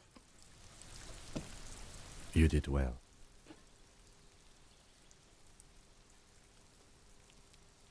Danke, Kim. I'll call the station when we're finished with the day and let them know the name of the deceased. So, was schreibt der Jochen? Ich habe gerade noch mal wegen der Kirche geguckt. In einem Workshop bei Newseeker heißt man muss die harte Probe schaffen. Wobei auch noch rauskommen soll, dass man selbst auf die Idee kommt, ein besseres Soundsystem helfen kann. Aber Probe schaffen immer gut, ja. Aber im Endeffekt wissen wir das doch schon.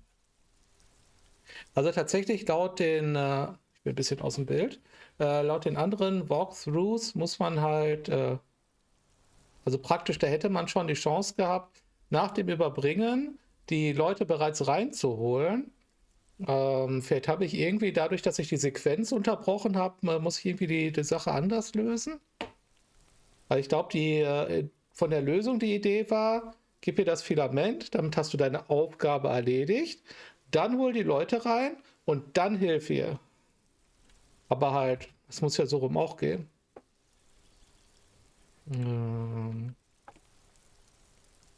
Was ist mit Billy und ihrem Kind? They'll manage. That's it. We should get back to our case now that our duty here is done.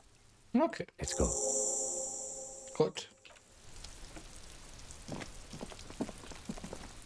Dann haben wir doch wieder eine wichtige Aufgabe erledigt. So.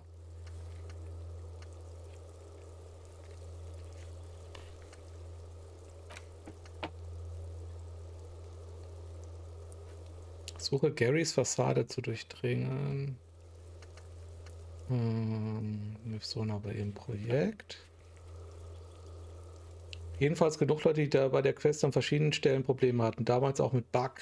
Oh mein Gott. Aber ich glaube, der Bug ist wirklich stoppend, ne? Dass das Spiel da irgendwo einfriert oder dass irgendwie eine Animation nicht abgespielt wird. So, das ist alles die Raver. Die Fallen können wir kontrollieren. Und nach Ruby. Ausschau halten. Okay.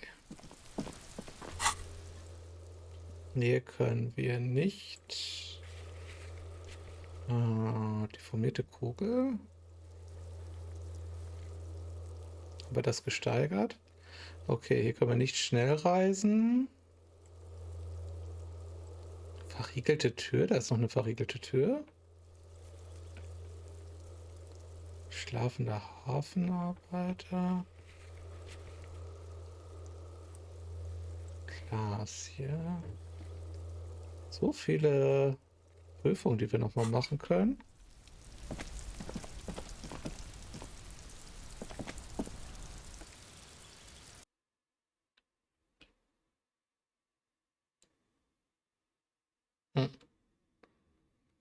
Gut, dann checken wir erstmal die Fallen.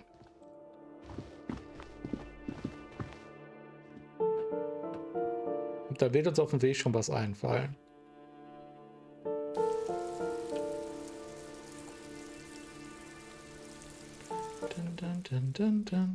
So.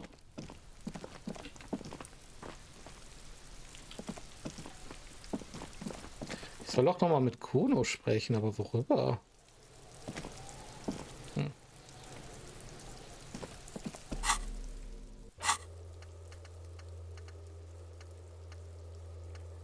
Wo war's denn? Wer hat die Kleidung?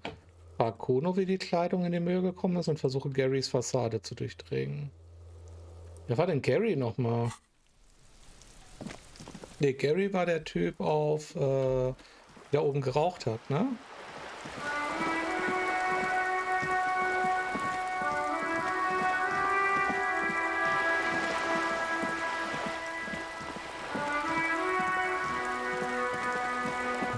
Okay. Gucken wir mal, ob wir aufs Kuno noch mal was rauskriegen. Wir haben so lange mit Kuno nicht mehr geredet. Da ist Kuno cool.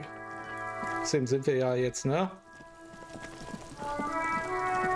Wir sind so richtig gut miteinander.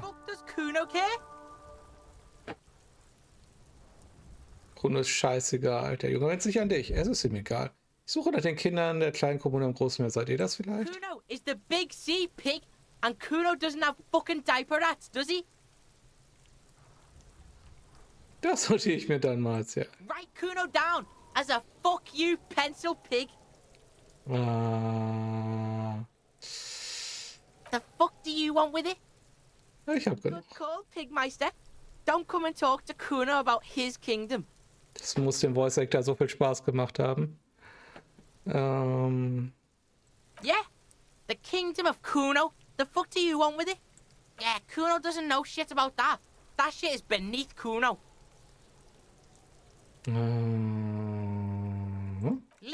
Listen. Kuno doesn't care about this small time shit. Just listen. Kuno saw what you did there, dumpster diving. Sad shit. Der setzt so schön Akzente, ja. Kuno could hook you up with some sweet rags. Shit like Kuno's wearing. Your size, good price. 500 real.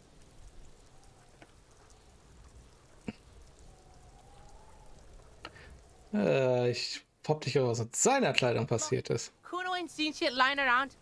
Except for that you took away. Now you want performance gear or not, Grandpa? The lieutenant remains silent, but his expression couldn't say, "I told you so," any louder. Was ist so toll an der Hose? These are found modulars. Liquid fit, performance crotch, urban survival shit. Made in Mirova by scientists. Pants scientists. Pants scientists, natürlich, was sonst? You need this shit. These could drastically improve your chances of survival in the urban wilderness. Coach Physical Instrument endorses these pants. They are tartan ready. They will also make you into an idiot. All right, Pico. Shit's rolling. Don't do business with the pig, Kuno. He's gonna steal all your money, Kuno. As you can see, Kuno and C don't trust you. Can't do business without trust. Uh-huh. There's more to his distrust than being a pig. He feels threatened by something obscure in you. What that is, however, remains a puzzle for now. Okay. Look at that fucking shit. Fuck does Kuno know? Kuno's not a fucking acrobat. The lieutenant takes a quick note in his notebook. It's a trap, Kuno. Don't climb it, Kuno. Dunno. Kiptas gardener used to work there. Kack-Kippen Gärtnerin, okay. Kit is a pejorative term used to describe people of South Seminese or Areopagite descent. It used to be a common first name among the Areopagites of Ilmara. Not so much anymore. Gärtnerin hat da gearbeitet? Kuno said. She couldn't handle the heat, so she took off. Kuno can take it. Shit's nothing to Kuno. Ja. The fuck does this have to do with the Kuno? Kuno doesn't give a shit who she is. You were expecting relaying this information to him to be more rewarding, right? Telling him you found out she isn't a... Or alcohol. If you... Nein, wir nehmen keine Drogen. Alcohol seems kind of boring now, going back to... What was this about? Some yard? Yards aren't interesting. Only drugs are interesting. Drugs and alcohol. So, jetzt ziehen wir uns erstmal ein bisschen Magnesium rein. Life has to go on. With a heavy sigh, you say, Himmel war eine Tasse. Fuck! A mug in the trash! Is this about the fucking clothes again? Die rassistische Tasse, was damit zu tun? Kuno sees where this is going. Kuno's got that fast brain. You saying you picked it after the mug fucker, cause he's the clothes fucker? Clothes fucker, Mugfucker. Ich hab Kuno so lieb. I can't hear you, Kuno. Speak louder, Kuno. Shit, that's tense. Someone's going to the beat-down basement, huh? Mug guy gonna get tied to the radiator. Yeah. the kid may have something there. He's already come up with an interrogation technique. Kuno doesn't know who put that shit in there. And if he did, he wouldn't squeal. But if you Stop turning into a pig, Kuno! They're trying to get you hooked on the snitching! Oh. Get away from my Kuno. Yeah? Get your bacon shit away. Kuno doesn't like to be seen with the popo. Get your shit popo. and out of Kuno's face. Yeah, whatever. Kuno doesn't give a shit. Kaufen wir die Hose? Ja, wir kaufen die. Here, pig. We've fallen now. Performance buddies. Kuno could already see you soaring through the air like a fucking eagle. Pig's in Kuno's debt now. Money debt? Money debt doesn't mean anything. He's just saying words. You're not in his debt. Kuno doesn't fucking care. Kuno doesn't care. Ich habe das Gefühl, dass dem Kuno eine Menge daran liegt, was wir hier machen. So, aber was ist mit der Geschichte hier? Weil der hat ja gesagt, dass die Gärtnerin hier war. War das jetzt ein Tipp oder nicht? War das Wurst? Bratwurst. Bratanwurst.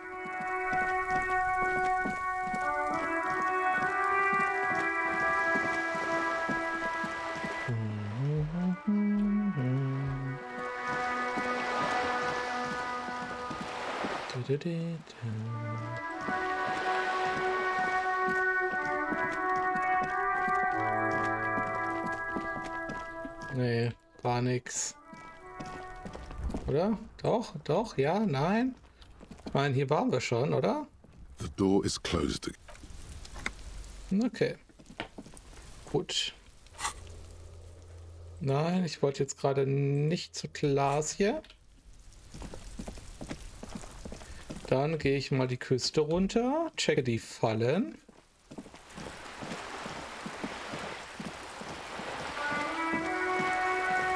Und guck mal, ob wir auf dem Weg dorthin eine Eingebung haben, wo diese Ruby sein könnte. Ich habe auf jeden Fall das Gefühl, dass man mit der Fischerin noch etwas machen muss. Was war das? Ja. This coin-operated viewer is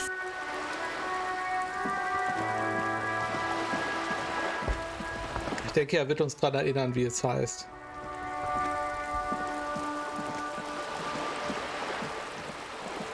Steht es eigentlich hier? Das muss doch hier auch irgendwo stehen. Rassenenigma interessiert mich nicht.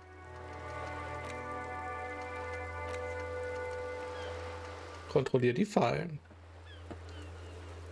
Ach, der Gary. Ah, stimmt. Gary ist der Nazi, der Neonazi, Entschuldigung. Kehre zum Morell zurück und bringe ihm die Neuigkeit, nachdem du es überprüft hast. Okay. Kryptozoologen. Hier steht nicht, was es ist, oder? Was sind das kryptozoologische Lager?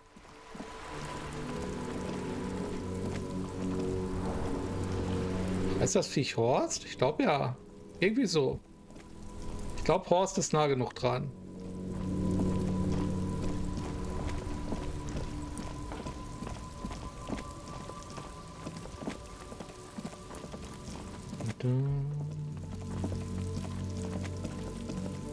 So, dann geht's mal hier rüber. Der hat hier aber keine aufgestellt, ne? Ja. Der herrliche heilige Horst.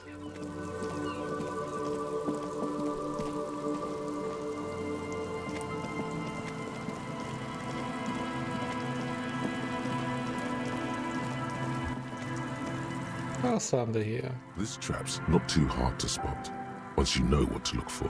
Keeping it hidden has not been a priority for the crew. The reeds bend forlornly toward the sand.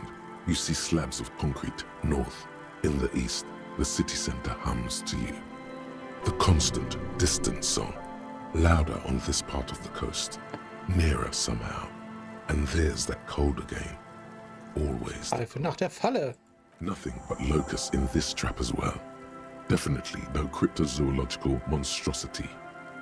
Empty as all of them. One more of these and we're done. Schade. I'm just glad we haven't found some poor cat trapped in one of these. Oh, das stimmt. Arme Katze. Wir sind alle an der Küste, ne?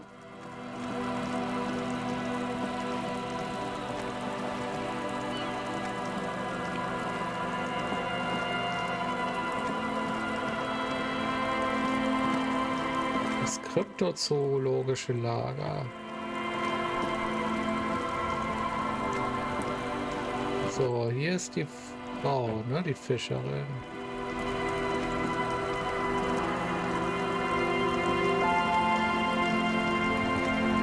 The waves are beginning to die down. Look at those little bastards. Why does she care about the waves so much? What is it with waves and fishermen? We need to be out there with them, fishing, making a living. So I asked them to accommodate me. Ich finde die Idee so cool, Köder als Ohrringe zu inszenieren. Vielleicht hat sie dir auch nur über die Ohren gehängt. Kann natürlich sein. So wie manche Leute eine Zigarette sich übers Ohr hängen. But until that happens, I can try to assist you the best I can. So, what will it be, officer?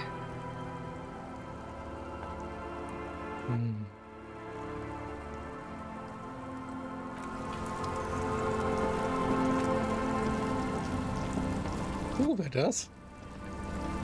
I'll just keep the quarter Ach, late in Joyce. the channel, if that's okay. It's too shallow near the pier. The Joyce, da ist sie. And it's a jetty, by the way. Of course. Jetty. I prefer a good jetty to a pier any day. Jetty? Hello. Detectives. It's good to see you here. I only just arrived myself. What brings you here, madame? Nothing, really. I've had my eye on this jetty for weeks now, so I decided to investigate it personally. This cluster of buildings isn't on any of the official maps, as far as I can tell. Na, und wie gefällt's dir hier, Joyce? How do I like it? Auf dem Beton geschmilzt der Schneematsch. Die Bauarbeiten wurden vor 10 Jahren abgebrochen. Water drips down eaves of eternite. The jetty below her feet creaks to the tune. It's pornographically poor. Pornographically poor. All the men are dead or missing. And is that the carcass of a motor carriage over there? I'm surprised that woman hasn't put me to the sword yet. Maybe she will. You should ask your questions while you can. Dark eyes survey the coast leading up to Martinez. Dull grey metal rests in her scabbard. A sword. Fortunately for you, madame, the RCM is on the scene. Da wird sie sich sehr freuen. All right. Politics time. Let's react. Real men, real politics, real thoughts in your head.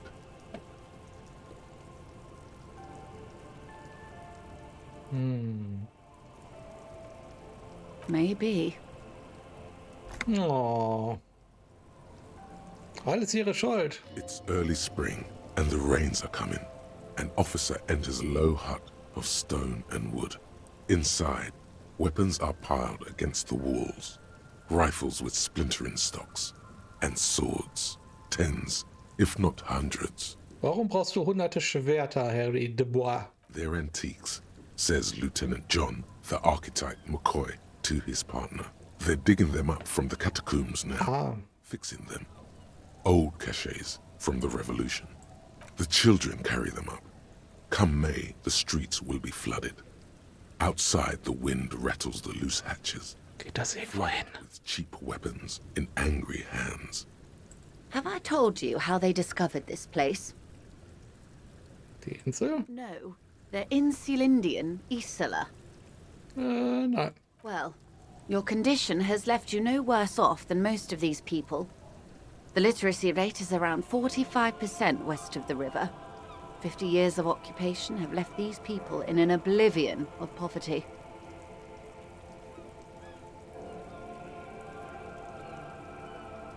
It's a pity. Most of these people will never know what this place means, this island of matter, or why they were ferried over in the first place. Ah, okay, also ist das hier kolonisiert worden. Remind me to tell you one day. For now, how can I assist you in this new location? Of course. I hear you have singled out a suspect and are in pursuit. This is cause for cautious optimism. How can I help you at this juncture? Tätowierungen haben wir gefragt. Im Moment ist hier nichts. Okay.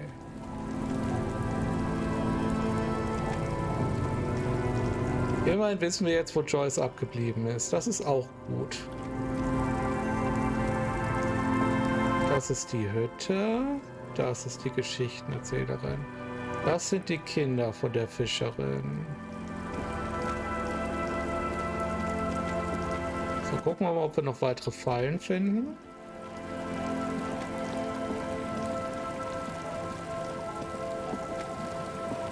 Ich glaube, in der Richtung waren wir noch gar nicht so viel unterwegs, oder?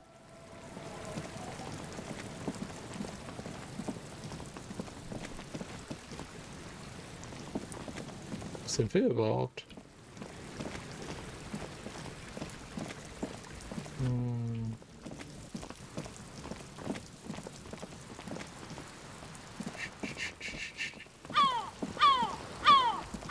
Ach, jetzt sind wir an der Kirche. Ah. Techno-Kirche.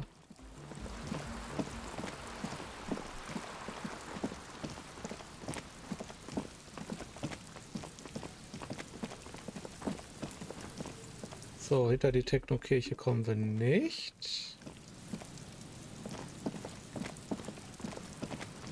Also ich meine, es ist ja noch nicht die Techno-Kirche. Ich würde diese Quest so gerne zu Ende machen. Das macht mich ein bisschen fuchsig.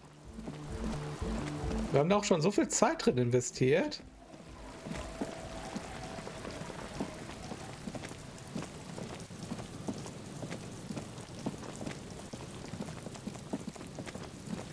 So, gucken wir mal weiter. Hier müssen wir zu den restlichen Pfeilen kommen.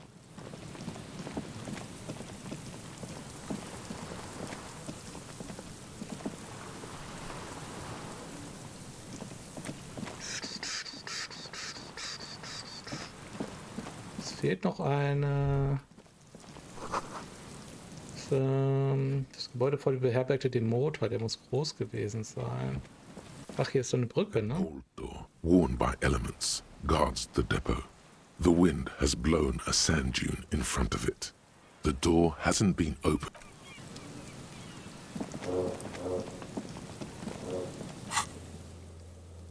Gerade erst im kryptozoologischen Lager aufgefüllt hat. Das ist ja endlich da, wo wir ihn gefunden haben, oder?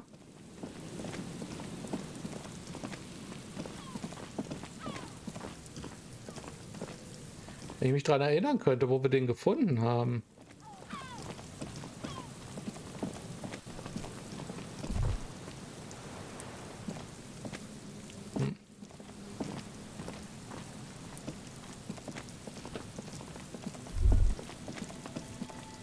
Is there something here that would indicate a sniper used this place as a nest for taking the shot? Just some urban detritus, a bottle, and a dilapidated old comms tower. I don't see it, Lieutenant W. Freitor. I don't see a person take a shot here and hit something there. In the whirling in rugs.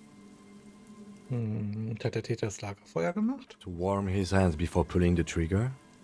Perhaps. But anyone could have made this. The coast is specked with fire this time of year. Das war bei dem Gebäude, zu dem der Typ... Okay. Ach, dieses von dieser Elektrizitätsfirma, beziehungsweise die eine... This seems like a very poor choice to take a 1.2 kilometer rifle shot from. Visibility is awful. There's water vapor everywhere. I think we can rule out B-double prime, was it? B-double prime, genau. Genau. Diese Firma, die auch angeblich Bandcomputer hatte. It's not possible to climb that ladder. And even if it were, why? Those? A smoking assailant who favors Tumutiri to Astra or Johan? Cigarette butts are everywhere. This is a common brand for all men. Still, you felt it was important enough to make a mental note.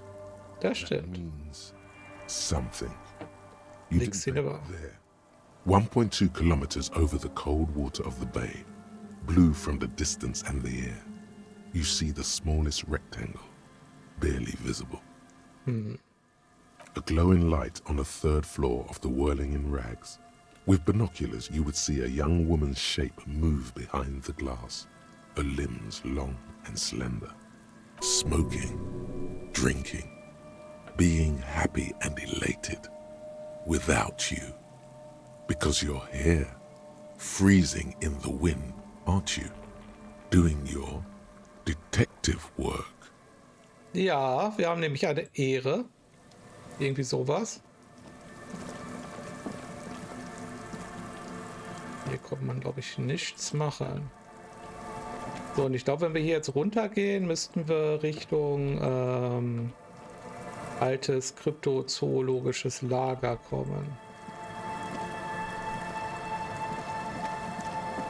Es ärgert mich ein bisschen, dass wir die Sache nicht gleich erledigt haben. Ich hoffe mal, das ist das hier. Nothing has changed about this trap. You need to check the up. Aber sie ist halt auch am Strand. Das ist schon mal gut.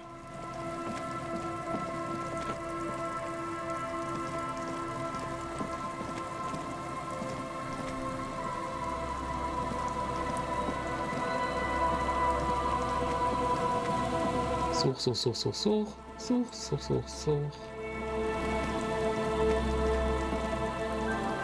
Hier kommen wir nicht direkt rein, oder? Ah. Da müssen wir wirklich wieder dumm rumlaufen.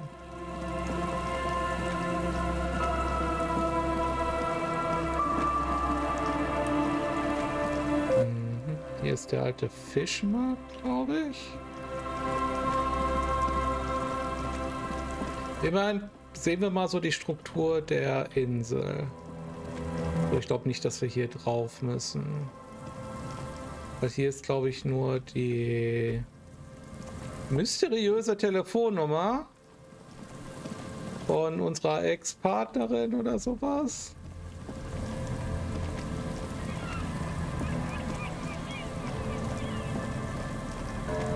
Die irgendwo Kontinente weit weg ist.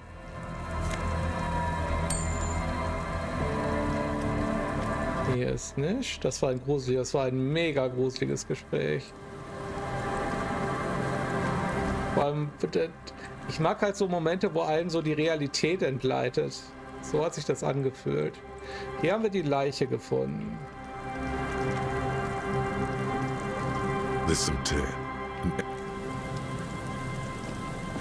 Gut, hier haben wir auf jeden Fall nichts übersehen. Das ist doch toll.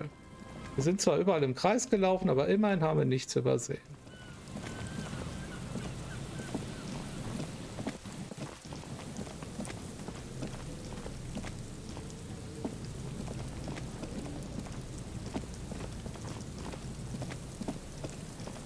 Gut.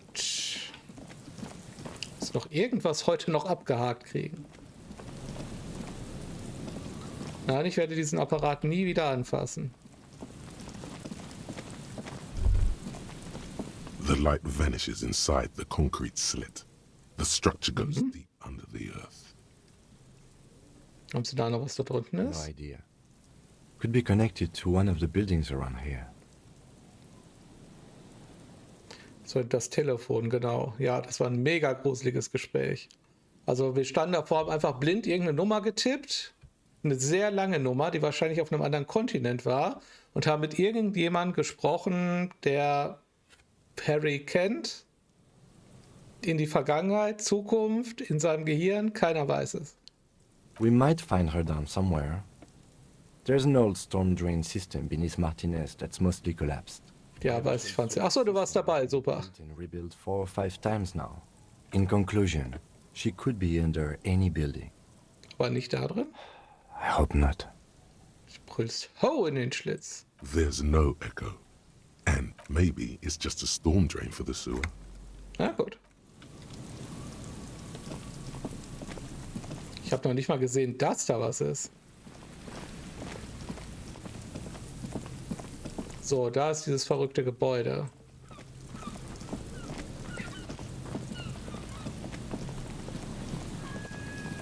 Und wo kommen wir hier hin? Haben wir da nicht schon?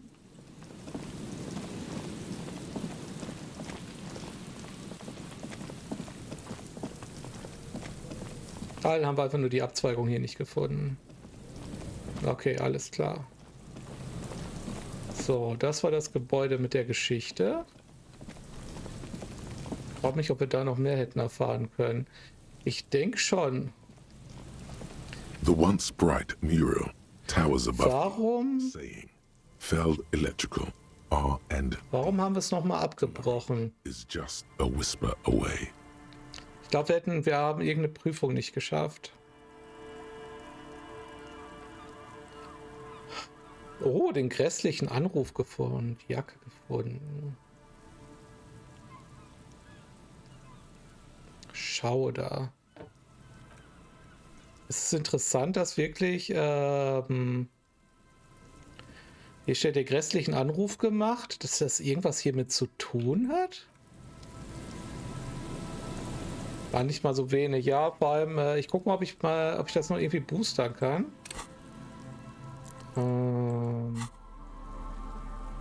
Für den Schauder erhöhen, ja, doch erhöhen, genau, nicht. Ich dachte, ich hätte erhöhen gesagt. Schaudern.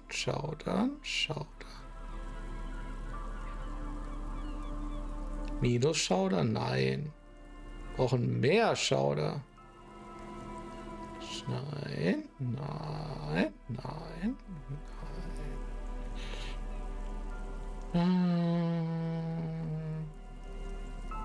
Plus ein Schauder. Streifenmantel und die hat keinen Schauder. Schauder drauf. Muss jetzt noch meine Chancen erhöhen.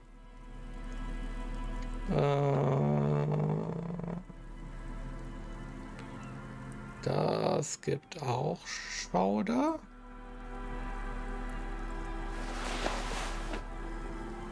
So, oder soll ich, meinst du, ich soll noch mal das Telefon anmachen? Jacke. Okay. Kein Schauder, auch kein Schauder. Okay. Dann probieren wir mal. The once bright mural towers above you. 42 immerhin schon. Electrical are and. So, wir speichern mal ab.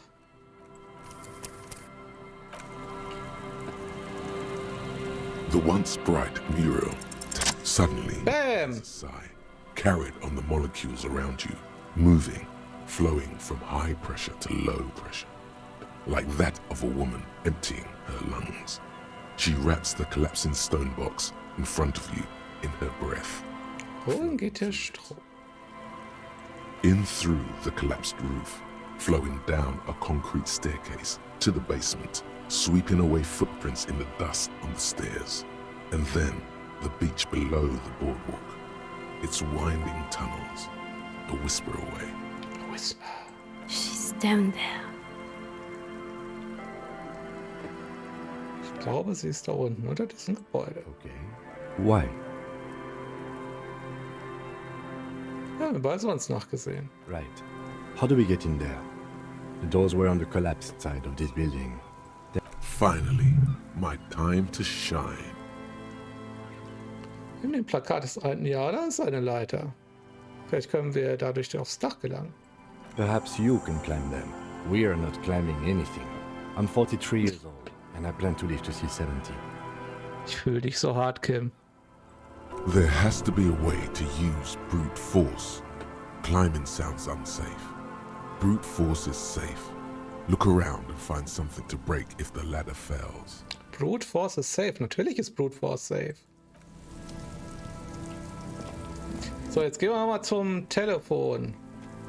Wenn der Alex nochmal zum Telefon will, dann gehen wir zum Telefon. Ist ja nicht weit weg.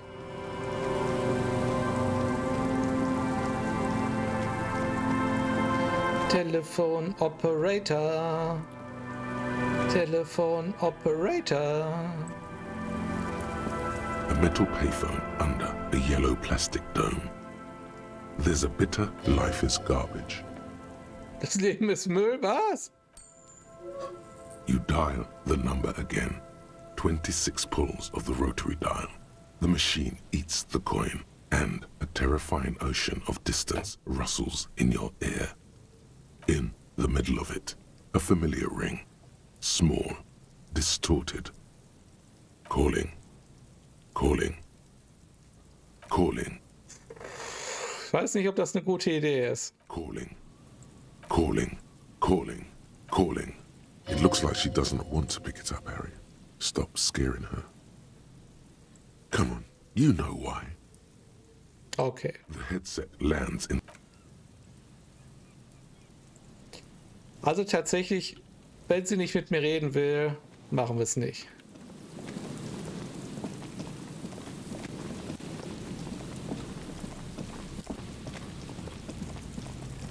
Ich glaube halt immer noch irgendwie Ex-Freundin, Frau, Partnerin. So, dann gucken wir mal, was ist denn das hier?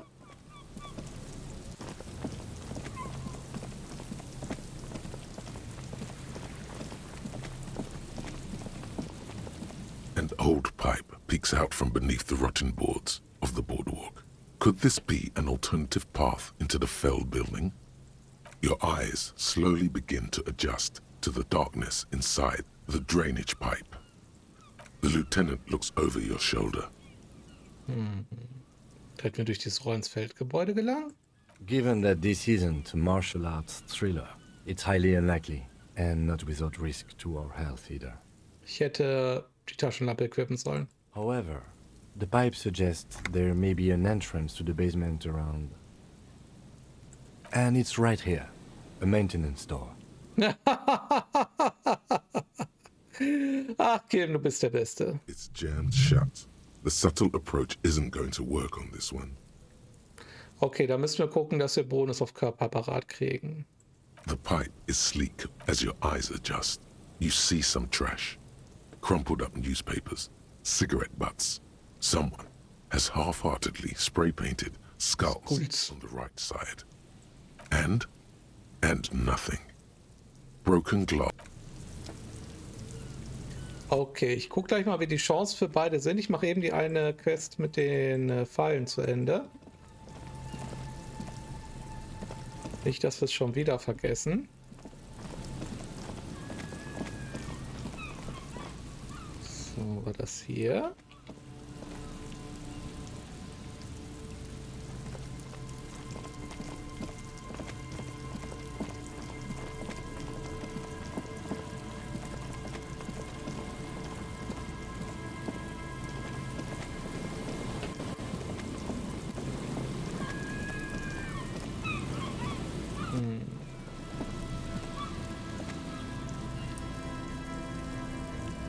Da war jedenfalls eine Falle zu sehen. Wo?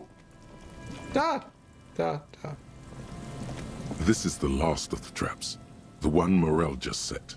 Checking it out, the reeds by the abandoned campsite hiss and shake in the lazily falling rain. Mal gucken, ob da auch jetzt was drin ist. The later it gets, the colder. Remnants of the camp can still be seen in the sand. The fire that's gone out. The trap feels light and silent as you pick it up. No locust. No phasmid either, but still. Sie ist leer. Als Morel sie aufgestellt hat, war sie nicht leer. Your voice echoes on the coast, carried by a gust of cold wind. Well, the bait worked on something. This doesn't mean it was a reed monster, though. Unless you see one in there, I just see an empty trap.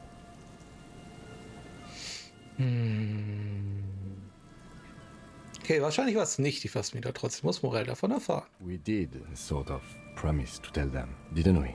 Er scheint den Umstand zu bereuen. Ach ja, ich stelle mir gerade vor, wie wirklich echte Polizisten so diese riesen Kette an Nebenquests aufmachen. A cold gust of air dries your sweaty face, and you... Gut, wo ist das denn?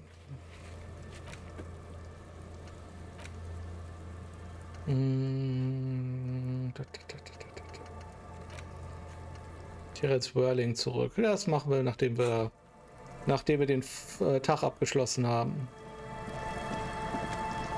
So, dann gucken wir mal, wie die Chancen sind. Vielleicht können wir ja tatsächlich ganz gut klettern.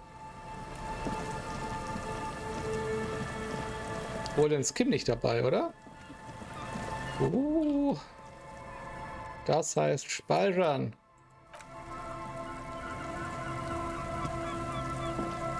A rusty ladder leads to the rooftop. Some of the rungs are missing. Yeah, that doesn't look good at all.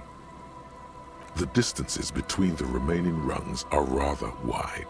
You'd have to use the mounting brackets. However, they seem corroded and the peeling rust is razor sharp. In addition, the first rung is going to be tough to reach. It's what, 3 meters above the ground, and you're 180? 1,90 Meter, ich bin ein Riese. Okay, but still, the roof is collapsing and the wind gets pretty brutal up there. Dismounting from the ladder is going to be hard. Perhaps if you were to not climb the ladder. Instead... Ich könnte doch mal versuchen, nicht die Leiter zu nutzen. What if you were to reconceptualize climbing the ladder? Astral projection. Be open-minded about this. Was, wenn ich nicht Tetras, wenn ich mich einfach teleportiere? Teleportation is not a thing. Oh. Einfach so kostet nichts. Oh, yes, it could hurt a lot.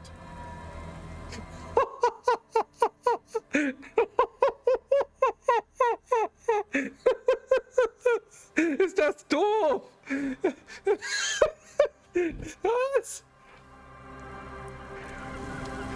Also Gewandtheit. Es ist trotzdem nach wie vor ein bisschen. Was ist das für eine? Was ist denn das für eine Zeichnung hier? Okay. Gut. Was gibt uns Gewandtheit? Konzept minus Gewandtheit. Minus Gewandtheit.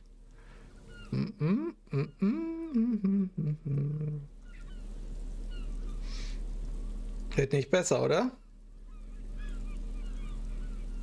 Schade, dass man die nicht einfach durchsortieren kann. Die Art von Humor, die ich an diesem Spiel liebe. Ja, definitiv. Keine Gewandtheit. Nein, nein, nein.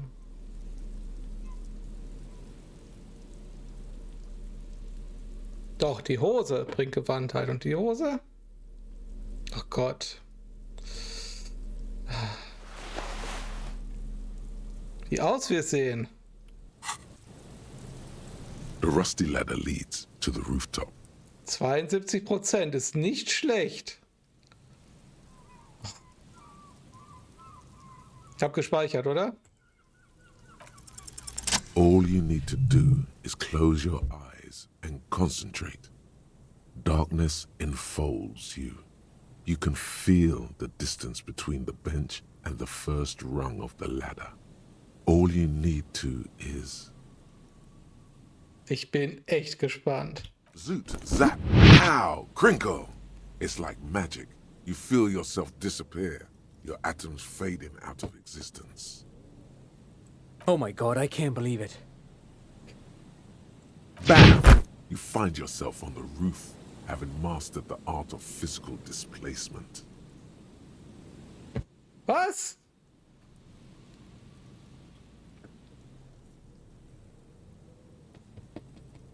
Ich will den Kommentar hören. Ich will den Kommentar von Kim hören. I just saw you climb the ladder. You just climbed it like a regular person. Ja. The wind at the top of the building starts howling loudly. blowing away the lieutenant's voice. Faintly you hear. Du hörst ihn nur undeutlich. Natürlich, das haben wir nicht mitgekriegt. Never mind. Find a way to let me in when you get inside. Don't go adventuring with a backup, especially if we think the suspect may be hiding here. Ha!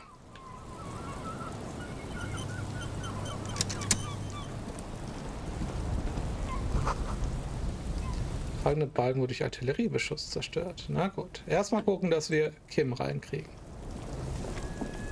Kommen wir da hinten irgendwie hin? Nein. Aber das ist, was wir heute auch von der Übersichtskarte aus sahen. Das beruhigt mich jetzt ein bisschen, dass wir so da reinkommen. Das war so eine herrliche Sequenz.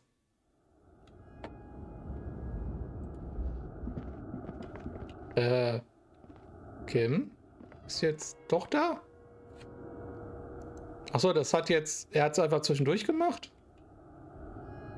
Das verwirrt mich jetzt ein bisschen. Okay. Ich habe Kim immer gerne dabei, deswegen werde ich das jetzt ohne Frage akzeptieren.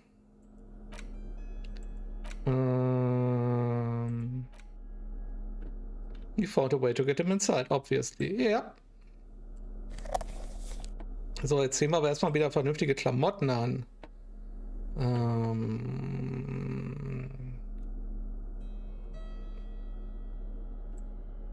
Da ist ein leeres Hemd.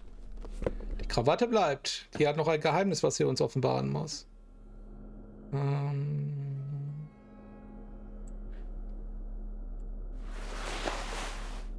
Gewöhnliche Hose. Da haben wir noch eine coolere Hose.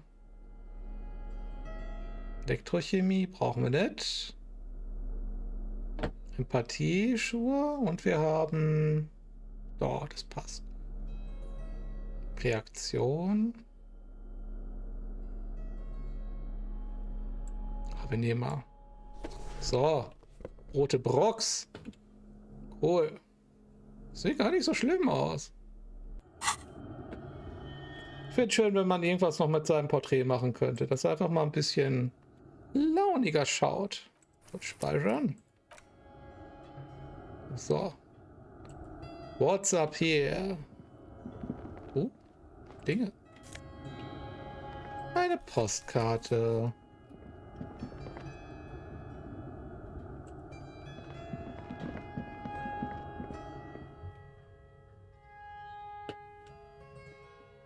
So mit Macht verzeihen die Leute bereitwilliger, wie zum Beispiel Polizisten. Das ist wahr.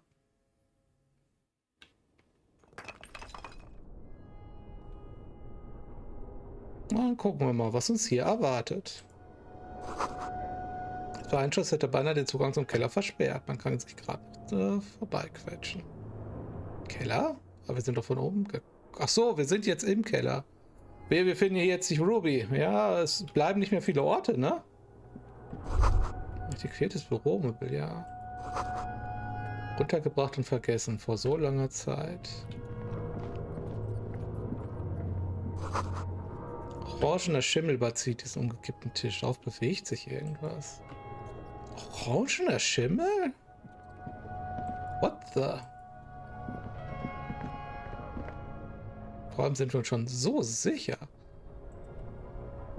Auf dem Wagen liegen alte Aktenordner. Auf den Dokumenten ist der Bericht der Schimmel. Was haben wir hier? Und der isoläre Anzugjacke.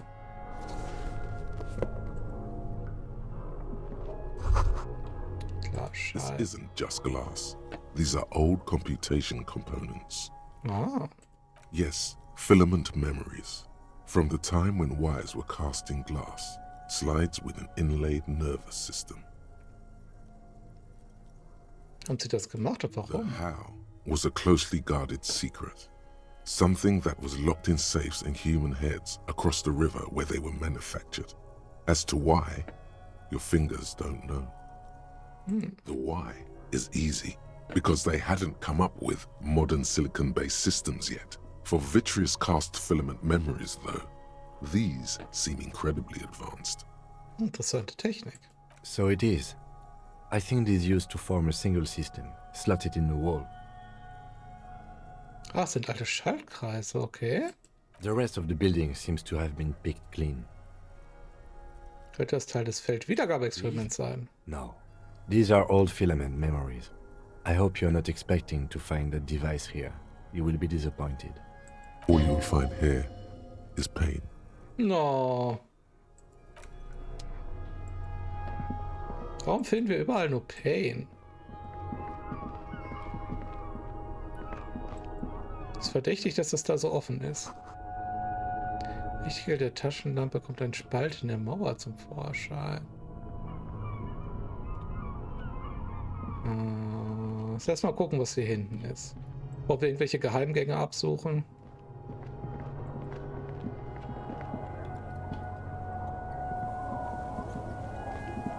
Two rusty metal plates that slide apart form a crude door. What do you mean who was there? It's me, Kim. Stop playing around and help me get the door open. Jetzt lassen wir Kim rein. The doors seem to be on rails, but they've gotten jammed.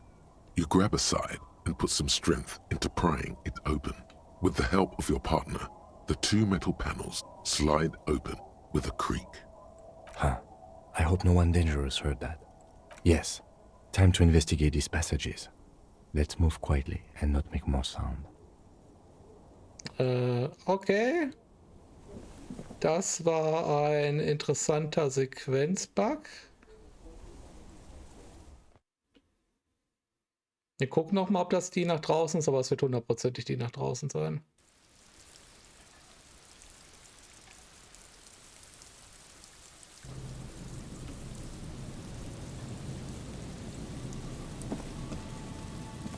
Ja. Verrückt. Weil eigentlich hätte Kim ja jetzt erst reinkommen dürfen. Naja, Hauptsache, wir haben jetzt die Kontinuität wiederhergestellt. Sich durch die Welt zu teleportieren, kann manchmal halt Probleme machen im Ablauf der Dinge. Ganz leichter Continuity-Fehler, ja.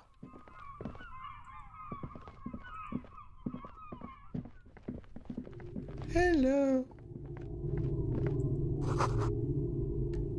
Hier hat seit Monaten, vielleicht seit Jahren niemand geschlafen. Ist das Masov? A mustachioed and mutton-chopped man, amateurishly depicted, gazes at you with sad eyes. A plaque reads, K. Mazov. There is a spiderweb in the lower left corner of the portrait. Sehen Sie noch, Kim, es ist Genosse Masov. Yes, I can see that. Looks like some communists were hiding out here. They left a long time ago. The lieutenant does not seem to share your enthusiasm. Könnte das was mit der Masov-Bürste zu tun haben? Millions of depictions of Mazov have been produced. They're not all connected. Besides, that looked like some student. The youths always go for this kind of stuff. Was ist mit den ganzen Waffenverstecken? I found a lot of those lately. I guess what most people think of as history tends to linger in rundown neighborhoods. Martinez being what it is, no one has gone through the trouble of cleaning out the old bunkers. Schon lange her? Half a century? This was probably part of the network of defense posts the communards built against the amphibious landing. Oh. I think the purpose of this bunker was to produce propaganda. It would have had radio equipment back then, but Jetzt sollte ich hier einziehen.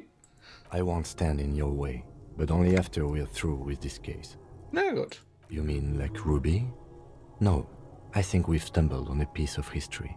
Da wischen wir den Staub vom Masov. Years' worth of dust is shaken off. The full head of hair, matched by an ample moustache and sideburns, look a bit silly.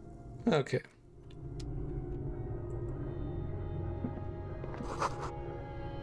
Propagandamaterial.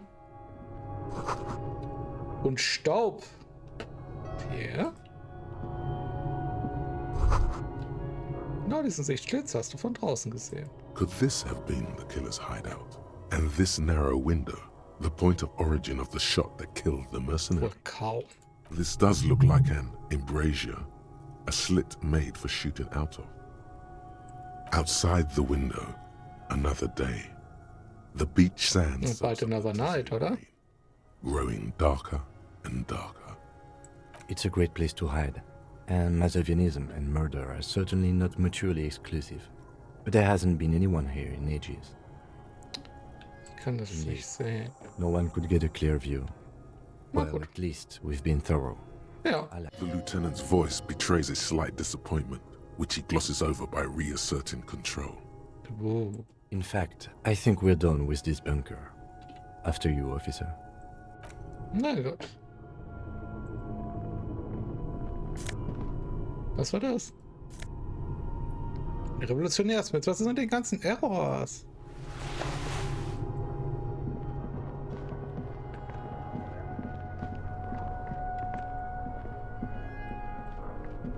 Das sind Fußspuren, oder?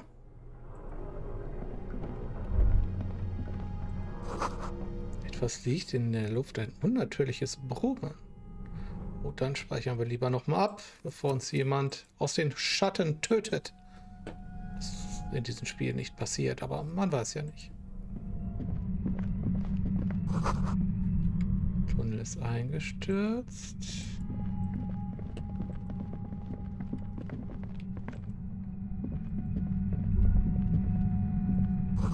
Das Brummen wird lauter. Also Matzi das Road. Fuzzi. Wie bin ich jetzt auf Matzi gekommen? Wahrscheinlich wollte ich matschig sagen und hab Fuzzi. Ist auch egal. There it is again, like a swarm of hornets buzzing under your scalp. A strange tingling you can almost smell. No, what do you mean? Schmerz, ein seltsames Kribbeln. I don't feel it, but we should still be careful. There were footprints back there, and I'm pretty sure they were fresh. Spüren wirklich gar nichts? No, but you are the sensitive one. It's not a quib. The situation is dangerous. Immerhin nimmt er uns ernst.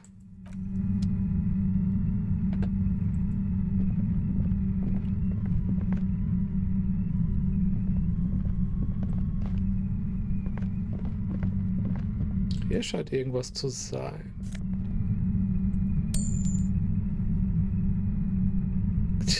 Freak, gar nichts. Ich spüre gar nichts.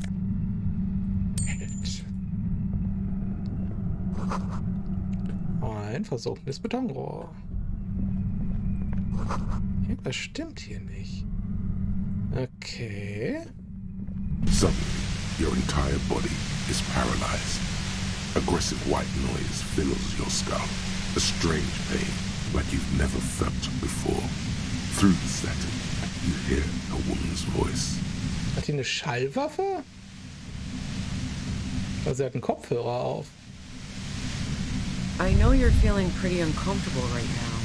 Don't move too much or fight it. That'll just make it worse. Can't say it's a pleasure, officer. I was really hoping not to make your acquaintance. But here we are. Sicherheitshalber mal geheilt. As she says the word officer, you feel a spike in the agony. It sounds like the entire radio frequency range is screaming directly into your neural pathways.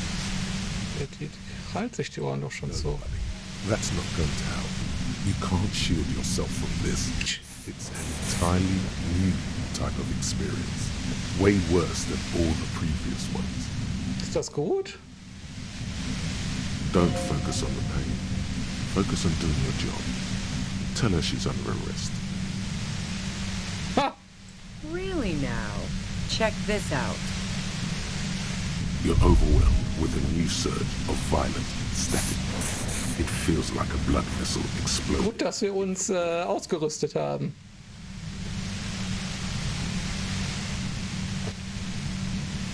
Sie mich auch umbringen? No, I'm not going to fucking kill you. If that had been my plan, you'd be dead already. All things considered, I'm being pretty reasonable here. Der Effekt ist ziemlich cool. I'm using a pale latitude compressor. You and your partner have been caught in its field. Ah, das Grau. Das ist halt was zwischen den Kontinenten, zwischen den Isolai ist. Also, wir werden mit dem Nichts angegriffen.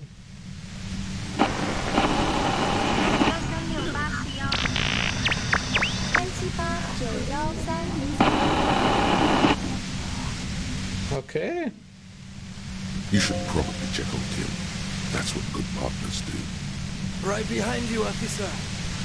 Er lebt und atmet noch. Ah, dann hat er hauptsächlich auch gute Drogen. A pale latitude compressor is used to sort of make the pale more manageable. With a lot of these, you can force a radio signal grid on the pale. Literally crunch the distance across it. Ah, so ein schwarzes, weißes Loch mäßig. Warp-Antrieb ist das. Signals are relayed across a series of repeater stations fixed to buoys.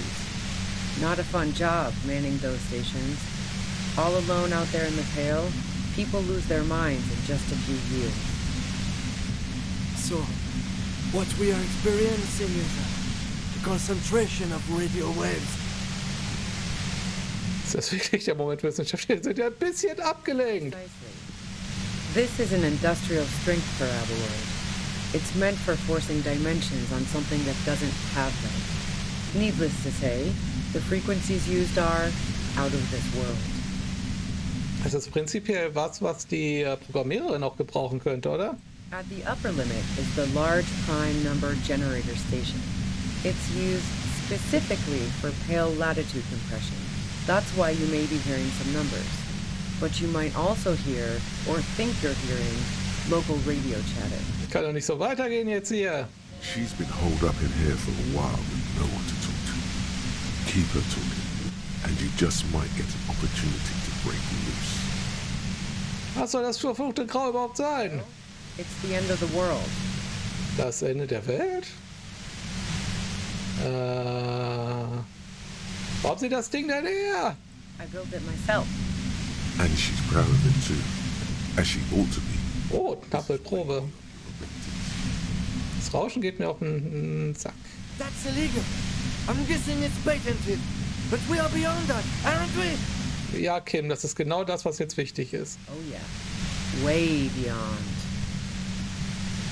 No.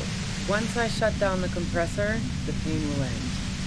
It may take a few minutes for you to steady yourself, though. It's a bit like waking out of a very confusing dream. Und was soll das jetzt?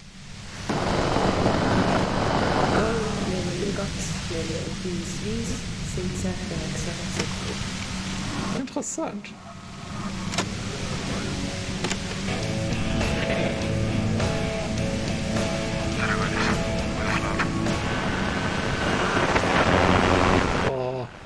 Yeah, I stuck my head in there before using it on you.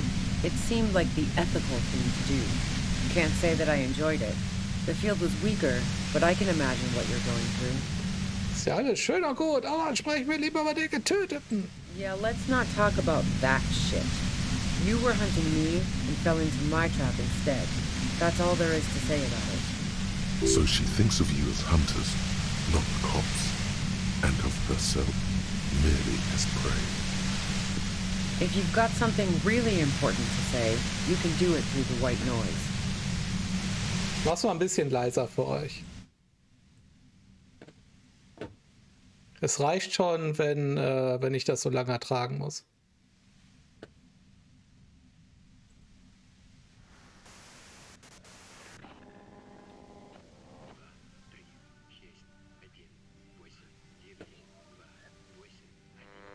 Katze schläft, doch kann nicht so schlimm sein.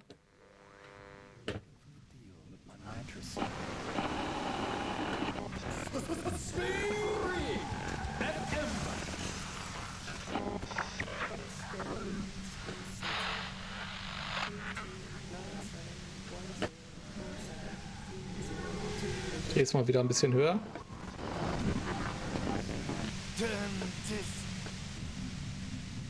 God damn it. Plötzlich bekommt sie Mitleid mit dir und Kim. Fine. If you really want to talk, I can dial it down. I've also got a gun, by the way. Well, it doesn't feel much better, but you can form sentences now. Thinking doesn't seem to hurt as much. Just keep her talking, and you'll get through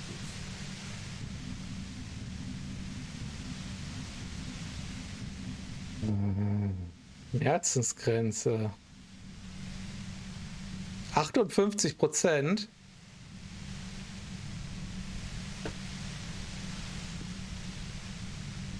Wenn du einfach dafür sorgst. Ja!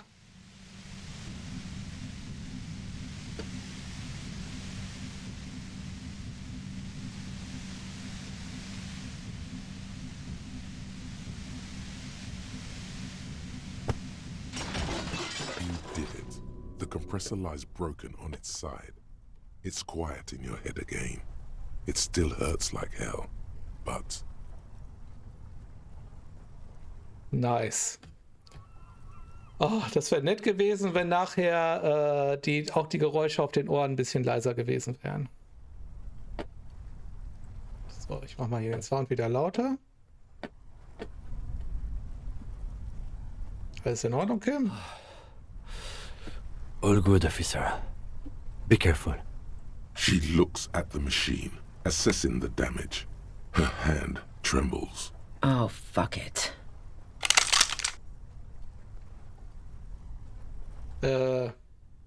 Moment.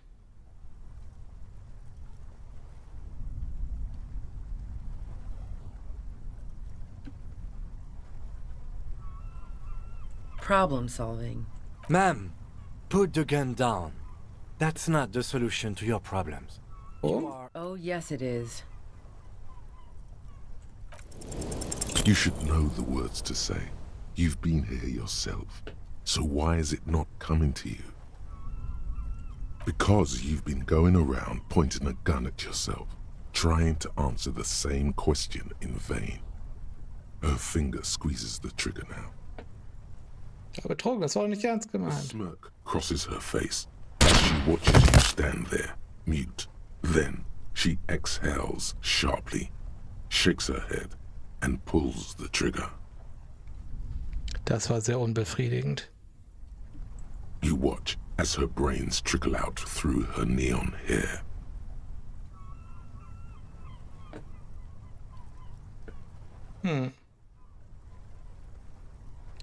Gott, jetzt sich geschafft zu Lieutenant beruhigen. Yefreitor Dubois, control your emotions. We did our job. This won't be the worst thing that happens on this case, believe me. You can't let this break you. Ich hatte irgendwie so ein bisschen Angst, dass das Spiel jetzt vorbei ist. So im Sinne von, ja, tja, du erfährst einfach nicht, was jetzt hinter allem steckt. Du hast die Mörderin gefangen. Alles gut. Abspann. Gott sei Dank nicht. There is no coming back from this one. It will stay with you in nightmares. Fuck. Our job. It went really bad. And now we need to clean it up. She died. How can he be so cold? Okay. Was machen wir jetzt? We clean up. It may take days for processing to pick up her body. We need to move it somewhere. That tent, there.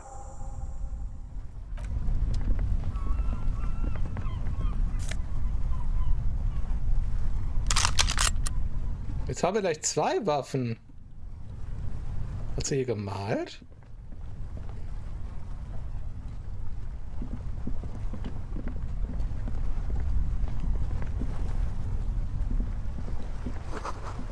Kochintensiv jetzt. Ich habe aber mit Bananen gekocht.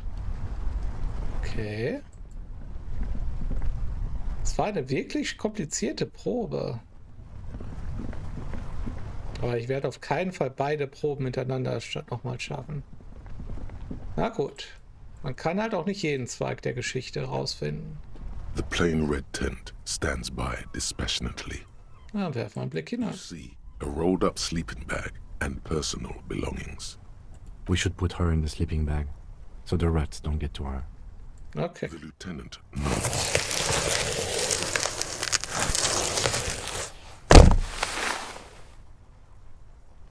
There she lies, cocooned in the sleeping bag, surrounded by empty cigarette packs, books, and half-read magazines.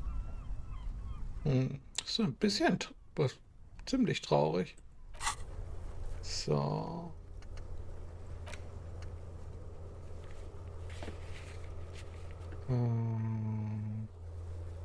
Hier die Magazine in Rubis Zelt durch. Okay. Magazines. You should look through them. Assorted soft covers, mostly pulp horror. A motor carriage lies buried in the snow on one cover. On another, a ghost airship.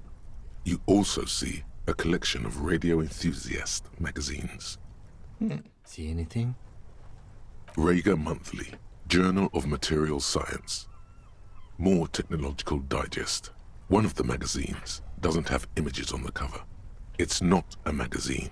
It's a leather notebook. Oh. You pocket the worn brown leather journal. She watches by, motionless. We should read this immediately, like right now. Das machen wir, Kim. Jetzt wird's interaktiv. Aber nicht sonst noch irgendwie was Interaktives? A crinkled chewing gum wrapper. You feel compelled to point. You carefully fold the... Okay. So. Interagieren. Und sonst mit irgendwas noch nicht interagiert? Oh nee. Inframaterialismus. Torgana Megamix? Haben wir schon untersucht. Das Regelwerk von Viral ist nicht so interessant. Vielleicht schauen wir mal in die Schuldreinen rein. The greatest innocence. Browsing through the various chapters, you try your best to understand the ceaseless overflow, the sprawl of names, dates, places, events. Vielleicht bringt uns das bei Dolores Day weiter. As a twisted mass of facts inside your brain. Your educational survey is done. Did you catch any of that? No. Oh well, it's pop quiz time. Let's see what you've learned. This might take a few minutes. Nein. Disappointing. You'll never get anywhere with that attitude. Das mache ich mal irgendwann, wenn wir nicht im Stream sind. Oder zum Anfang des Streams. Oh, das Dickfalzund-Ding, ist das wirklich so riesig? Okay, gut. Tagebuch. Ja, ich will wieder bei... Oh. You carefully fold. Ach, nicht schon wieder Kaugummi, obwohl das Kaugummi sehr verdächtig ist. A thick journal. The cover is worn like someone used to carry it around in their back pocket. Ich finde immer noch das Ende dieser Quest sehr unbefriedigend, aber ich bleibe jetzt dabei. It's made of full grain leather. The lower left corner of the back cover sports an embossed brand name. Schneller. Okay. Schneller is a stationery brand from Gottwald, beloved among architects and engineers. Okay. She had good taste and must have taken what she recorded here seriously. Na, dann haben wir mal rein. The journal falls open. About 2/3 of its ruled pages have been filled. Das ist ja wie ein richtiger Detective. Erstmal die Handschrift The betrachten. large cursive of someone who writes quickly and confidently. Perhaps too confidently. Many phrases and even paragraphs have been crossed out, with tiny corrections scrawled above and in the margins.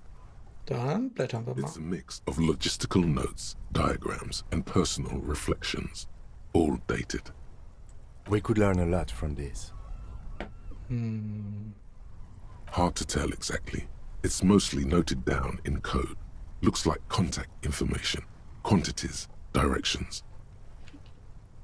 There could be useful information about local operations in those notes.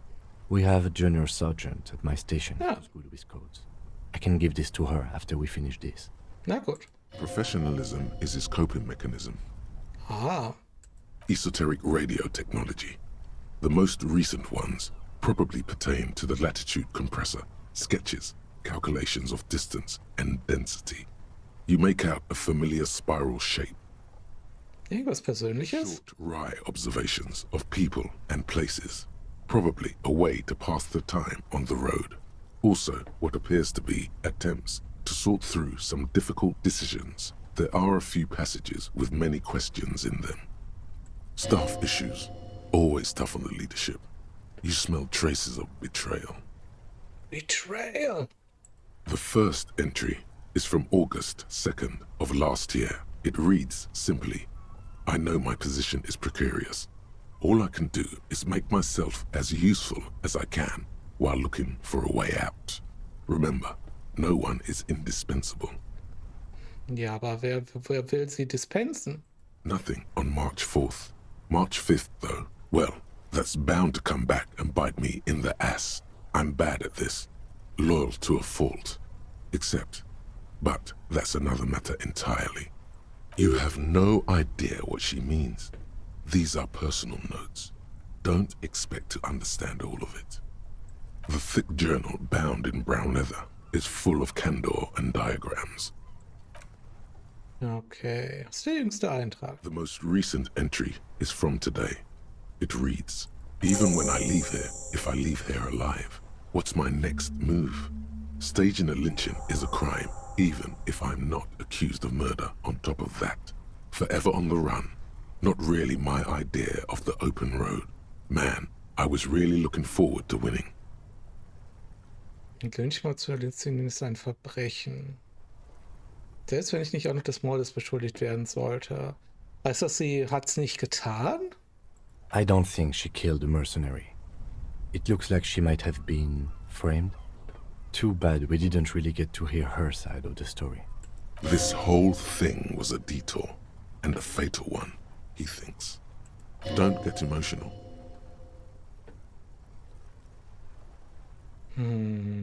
Ist also umsonst gestorben? She was in plenty of trouble, even without the murder charge. Still, it's a nasty business. Was glauben Sie dann, wer den Mörder getötet hat, wer den Söldner getötet hat? Could have been Titus. Then again... Ich weiß nicht. Either way, we need to keep an eye on him. Somewhere along the way, we might have been fed a lie or two. One thing is for certain. We have business back in the whirling and rags. Questions to ask. We should get to it. Yes. Okay.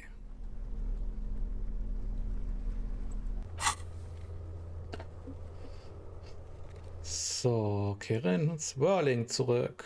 Das machen wir.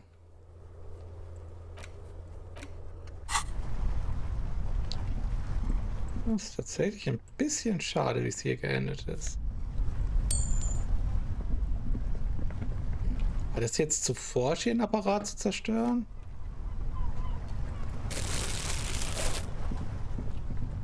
Ich meine, sie hat uns damit gefoltert, also... Ich habe jetzt ehrlich gesagt eher wenig Schuldgefühle, dass... Also schon, dass sie da halt gestorben ist. Now is the time!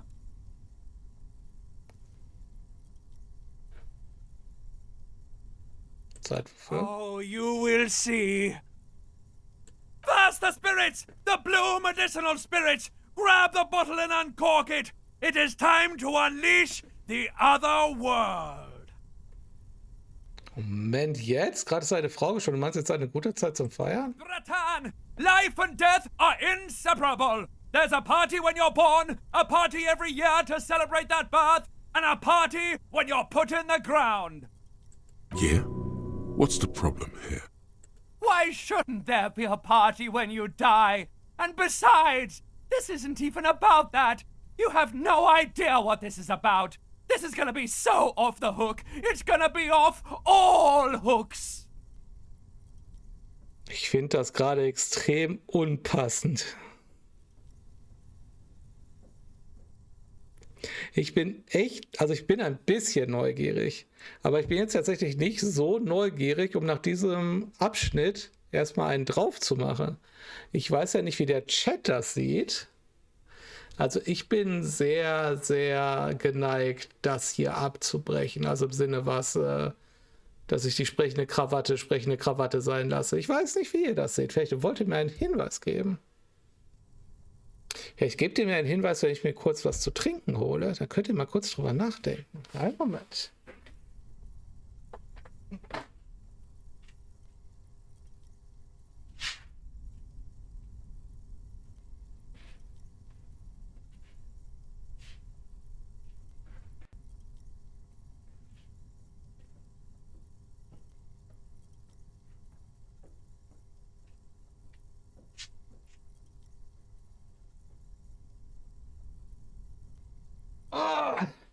Der Chat hat keine Meinung. Na gut, ihr hattet eure Chance. Und dann würde ich sagen... Ach so, ja, doch, der Chat, der sagt doch noch was. Ich habe kein Problem damit, dass die... ich bin zu schnell, ja. Ich habe mein Getränk schon im Kühlschrank vorbereitet. Ja, du bist aber zu schnell. Nee, wir lassen die... Ich habe kein Problem, wenn du die entsetzliche Krawatte entsetzlich findest. Was für ein... Fertig damit. No! Please uncork it! I can make it good again! Nein, es ist aus. The lifeless necktie looks like a colorful intestine of some dead animal. Oily, alien, and otherwise disgusting. What could have driven a man to wear something so repulsive around his neck? Seems you'll never learn the answer to that question. So. Jetzt frage ich mich gerade, wie viel Delay hier zwischendurch ist. So, gucken wir mal. Zusätzliche Krawatte. Was hatten wir denn noch? Wir hatten doch noch eine Fliege, oder? Duftender Schal. Bauteiser, cool. Ja, komm. Nice, wir sehen total lächerlich aus. Ach, egal. Ich mag uns, wie wir sind. Okay. Und gucken wir mal, dass wir wieder nach Hause finden. Ragging in Worlds.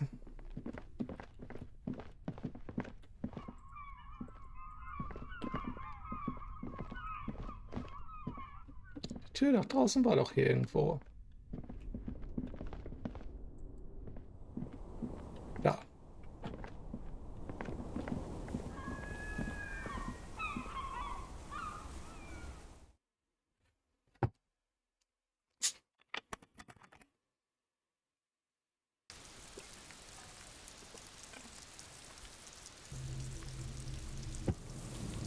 Tatsächlich ist der Spieltag ja auch schon fast vorbei.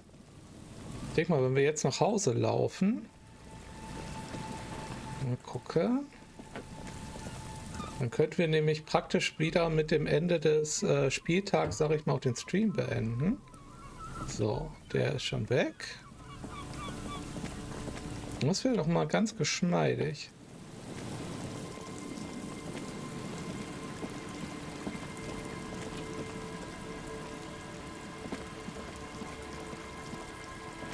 Was war da? Ach, das ist das Haus. Okay.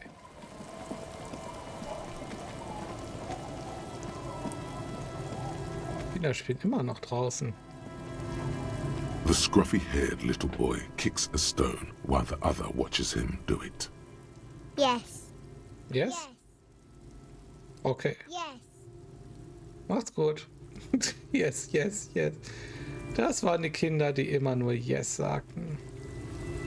Hier kamen wir nicht rein. Das war, glaube ich, das Schild, geh nach Hause.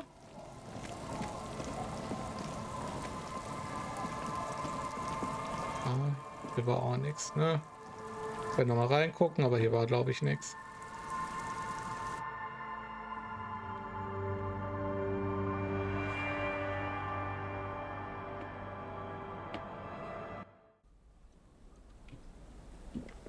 Ich laufe auch immer wieder in diese Hütte rein, ne? Ich frage mich, was ich hier vermute, was irgendwann mal hier kommen möge.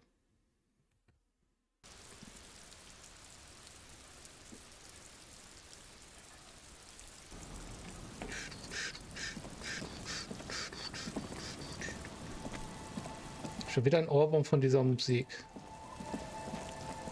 Aber da sind wir ein bisschen zu weit weg. Die haben wir schon geprüft, ne? You've checked all the... Ah, gut.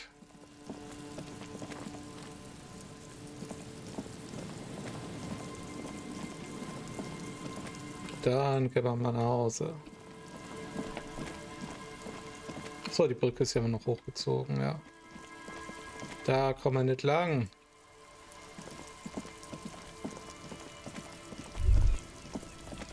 Stop. Just up ahead. Danger. What you have isn't enough. You'll need more firepower. A ranged weapon. Your Kvalson KR2 multi-tool looks impressive, shining in the cold spring light. But what? Be prepared. Make sure you have your pepper box in your hand. Your fingers reflexively reach for the Villiers 9mm pistol in your pocket. Also ist Mann gegen Mann zu kämpfen, das ist ehrenvoller. You think you're off to die an honorable death. What about the lives of the people depending on you?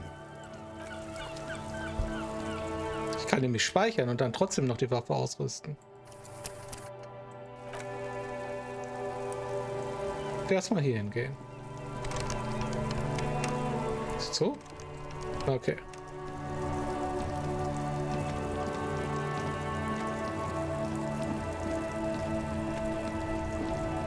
I'm all out of shit to give, loincloth. Welcome to the fucking reckoning. Okay.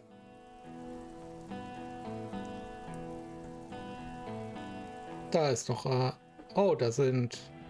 Cybermen! Put your damn gun down. People are gonna get hurt. We need to talk this through. All right? Oh, oh. Da kommt noch ein Finale für dieses Kapitel. Shut up! You're not gonna talk yourself out of this, loincloth shit fuck. Shh. This is a misunderstanding. Nothing irreversible has happened yet. You can just return to your unit and forget all about this. The Kipt is merciful, willing to spare us if we just forget about our murdered and humiliated commander. I think we should just kill everyone, Corty. Okay, die sollen das Mitglied ihrer Einheit rächen. You are all drunk. Come to your senses. You won't gun down 7 people in the middle of the street? This isn't a frontier town or a jungle outpost. Easy, Lizzie. Let me handle it. I know guys like this. I'm sure we can come to a peaceful agreement. Ain't that right, fellas? War das jetzt ein Problem, dass ich nicht die Waffe ausgerüstet habe? He is facing overwhelmingly superior firepower, and he knows it. Peaceful. Rittenkleven. Fuck. There are 3 of them. I was hoping there would be less. This third one, he is the most dangerous of them all, heavily armed. The lieutenant is genuinely worried for his life. You should consult him before getting in there. If this turns into a firefight, we should take him out first.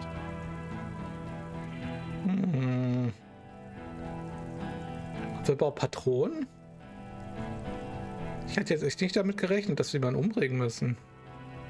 My plan is not to get killed, but we have to intervene.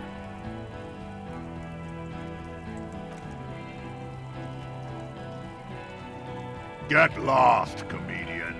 You cops had your chance. Now it's fucking time for some justice. Ich hätte die Waffe ausrüsten sollen, oder? Soll ich noch mal laden? I think he's calmed down a bit. Pig fuck!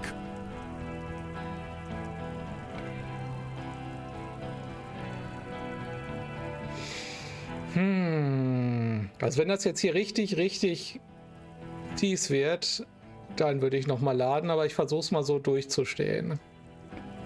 Weil ich habe immer noch so das Gefühl, dass der Harry, denn irgendwas muss ja zu seinem Zusammenbruch geführt haben und er hat echt wenig Leute umgebracht bisher.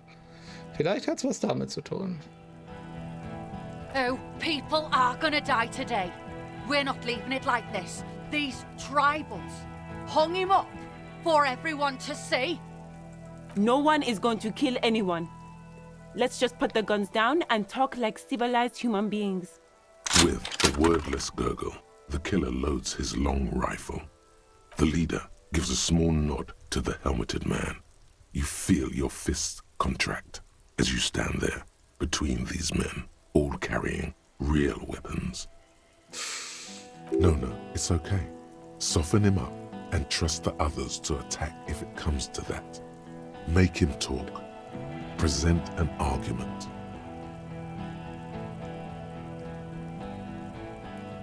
Der Anführer nickt dem Mann kurz zu. Even if it comes to a fight, it's always a good idea to drag it out. Get under his skin. I don't know about this getting under his skin.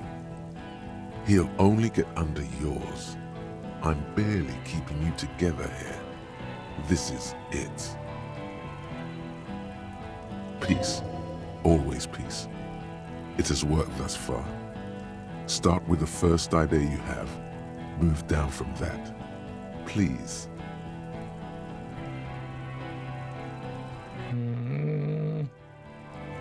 42, 83. Dangerous. Ask about him first. You don't want personal facts about his dead friend coming out of your mouth. He has to start it. Sergeant Major Raoul Cortiner, reporting in to burn this fucking mud hut to the ground. Click, click, click. The realization comes to you like a picture puzzle coming together. His name is Raoul Cortiner. The dead man's name is Elise Cortiner. He's brothers with the deceased. No, probably foster brothers. Elise was put into a foster home, remember? Ja, trotzdem. For killing, maiming, and humiliating our commanding officer. You're all sentenced to death by lead.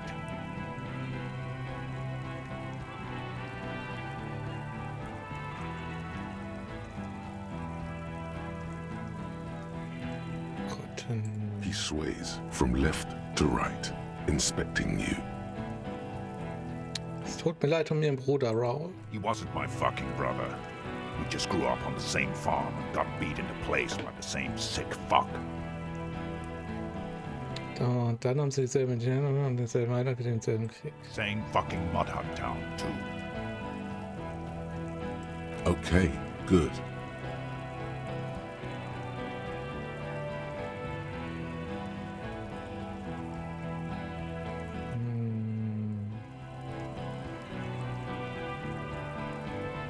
Baby blue, yeah. Like someone fucked up and put a baby's eyes on a grown man. Okay. It was creepy, but bitches like that shit, I guess. Or, I don't know what bitches like. I just know how to mow down cloths.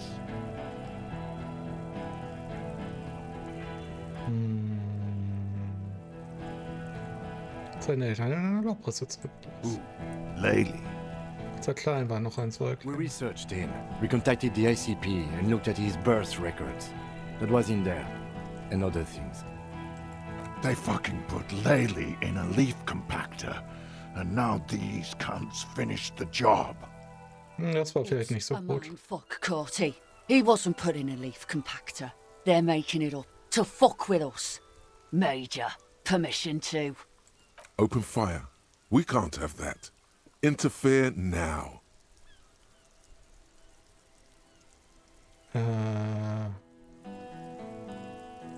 Find his killer. Cop. His killer stands right there, shitting his pants, and you're standing in the way, protecting them. No. I know what this tactic is, Silo Sam. You're gonna die for them. Right here. Oh. Big talk, but that leaf compactor won't leave his mind anytime soon. It's a small thing, but it got him off center.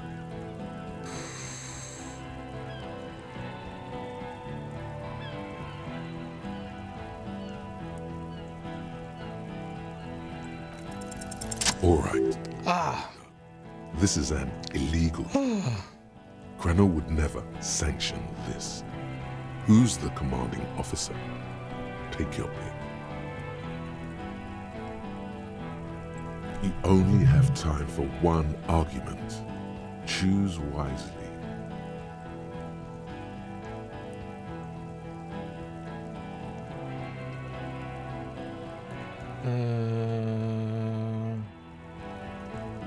So, Grenelle, das sind Werte.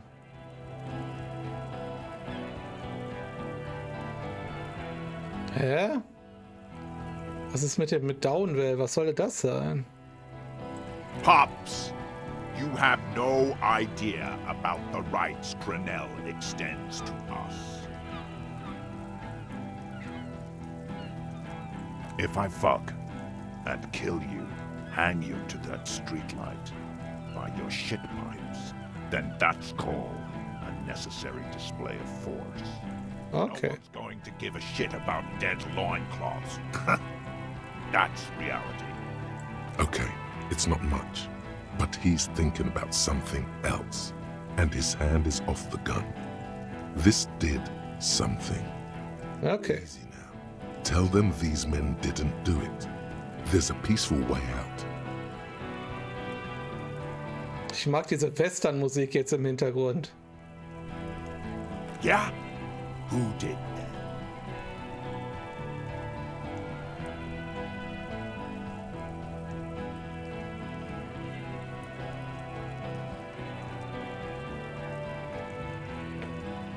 How fucking convenient.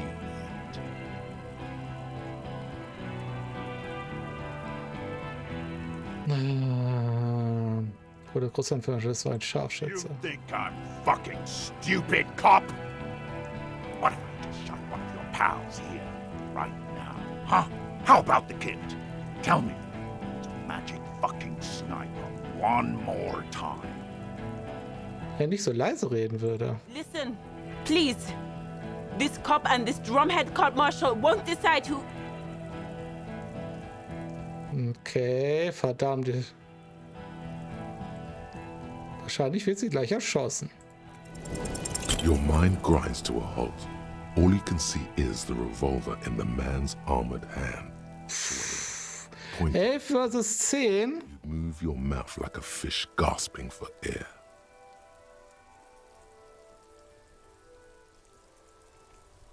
He pulls the trigger. A plume of smoke erupts from the muzzle.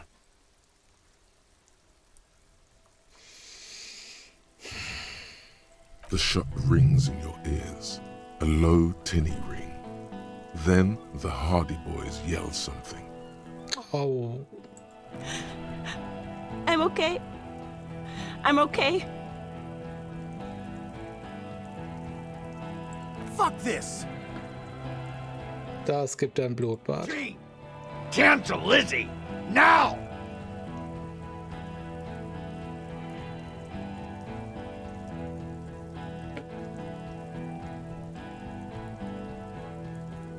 Ich kann Corten nicht einfach schießen.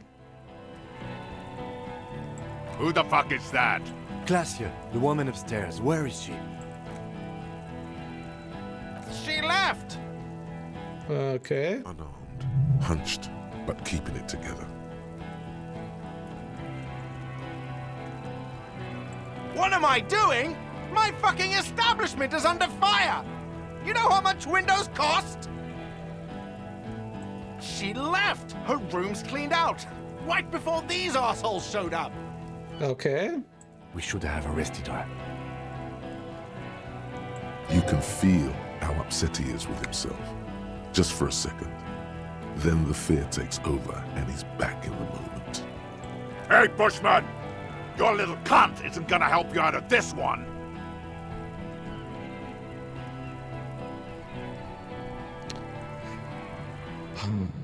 Oh.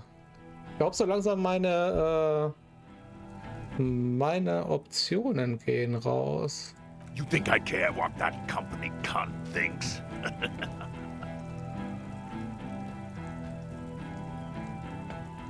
Ja, was, wenn ich sie jetzt einfach rufe?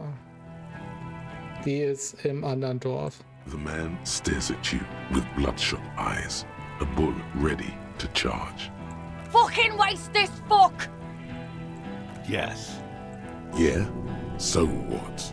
You should be drunk too. It's insane how long it's been since your last drink. Get one in you right now. Was? Ich kann doch jetzt nicht anfangen zu trinken. Nah. I'm clear as day. Fucking government-ordained super soldier. Enough already! What is this? We didn't come here to fucking chat! Interrupt me again and I will execute you on the spot, Lance Corporal.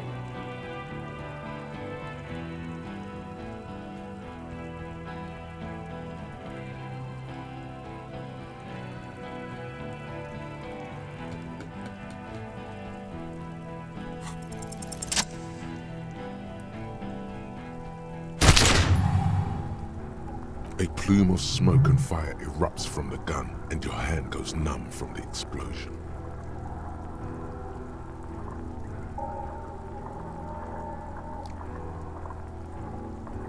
Das habe ich echt nicht gerne gemacht. The smoke drifts west with the wind. You hear the plaza erupt in violence, slow, like a waterfall in reverse. There is a hole in his cheek. Blood gushes out as he stumbles backward, eyes filled with rage and disbelief. To your right, the killer raises his rifle and takes aim at you. His moves are steady, but the long barrel of the rifle sways slowly. An Easter AR-FA-7, built for taking out light armored vehicles. It will devastate you.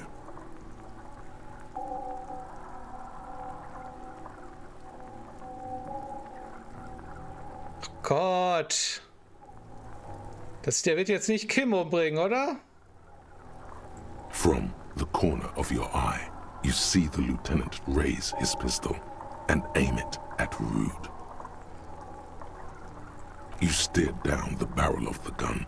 You see Rude's mask behind it, his eyes in the slit of the helmet. Oh, ist das tense. Focusing on you. 0.4 seconds remain. There are 6 little black dots in the tip of the barrel, like a honeycomb. This is a knock cannon. It shoots 6 rounds in one pull of the trigger. Wenn der Kim umbringt, werde ich nochmal laden. Dann werden wir das nochmal spielen. God, you're so frail. Too frail to think further. Time is running out. The shot rings and you stop. Something violently tugs at your shoulder, pushing you backwards with incredible force.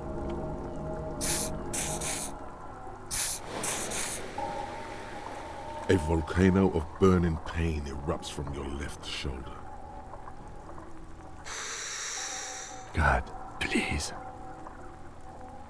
Then, 2 shots reach and you hear a scream, but you're too hurt to see who got hit. Oh, what's a fucking standoff? Blood gushes from the helmet's eye sockets as Rude staggers back, disoriented. The sounds coming from his helmet are not human. An unbelievable shot from the lieutenant. Glenn, dying in a puddle of blood behind you. His mangled torso has 2 gunshot wounds. Blood gushes out of them like red geysers. Oh God, watch out. You see 2 crazed eyes stare at you through all the smoke and the panic. With blood gushing from his face, the man raises his pistol at you. Then he squeezes the trigger. Siehst du in die Augen? The look of vengeance, framed in blood, lips shaking. This is the last thing he'll do on Earth. But he will do it. He is your end. Here it comes. Death.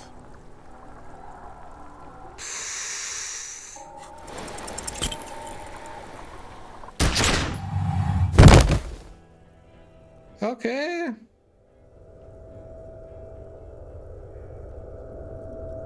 You can't. There is no time. Something inside your pelvis explodes. Your entire lower body is on fire and your legs can't support you. You fall down like a rag doll. The pain is too immense to scream. It pushes the air out of your lungs. Everything goes dark. A distant blur as you recede into it. Du rollst durch die Dunkelheit und den Schmerz. The Hardy Boys are screaming, fighting, dying. Someone jumps over you. Nearby gunfire shatters glass. Stop! The cop! Protect the cop! He's down! You're bleeding out. Bist du dich damit, die bei dir gerade eine vertraute Stimme voller Dringlichkeit hat?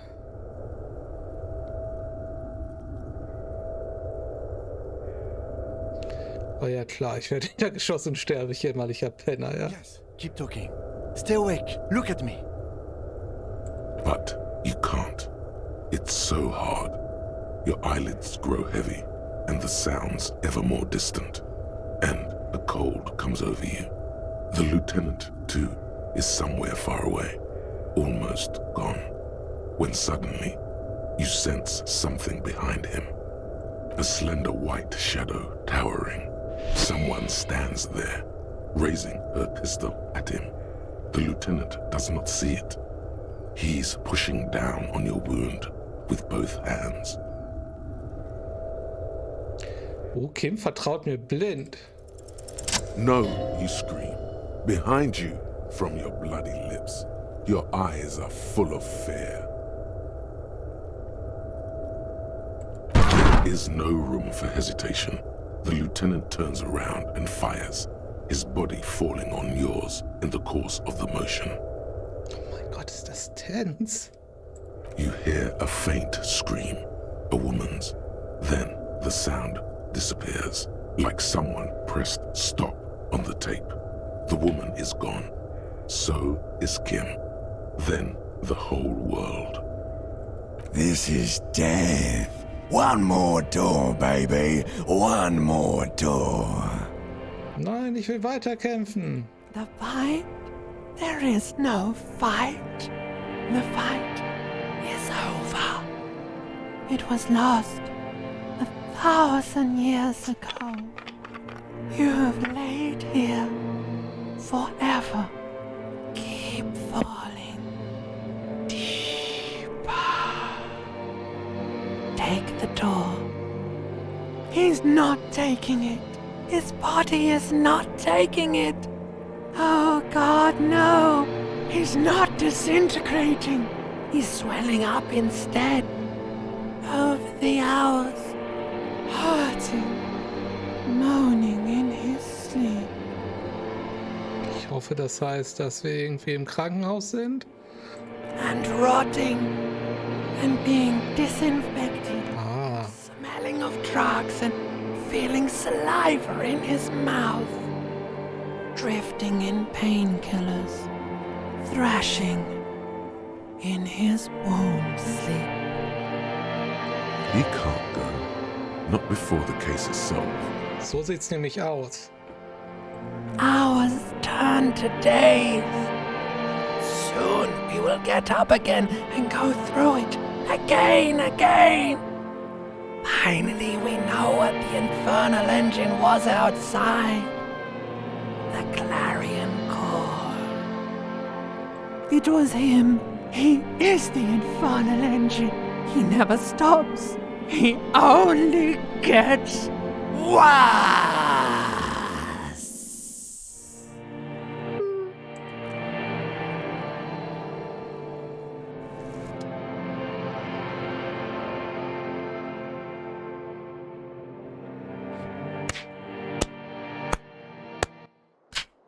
Das war eine tolle Szene. You see the lieutenant's familiar shape in the orange jacket. It turns double, then triple, from the pain.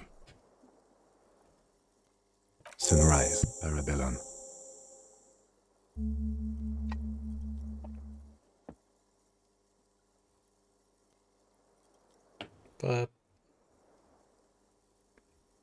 Was zur Hölle ist passiert?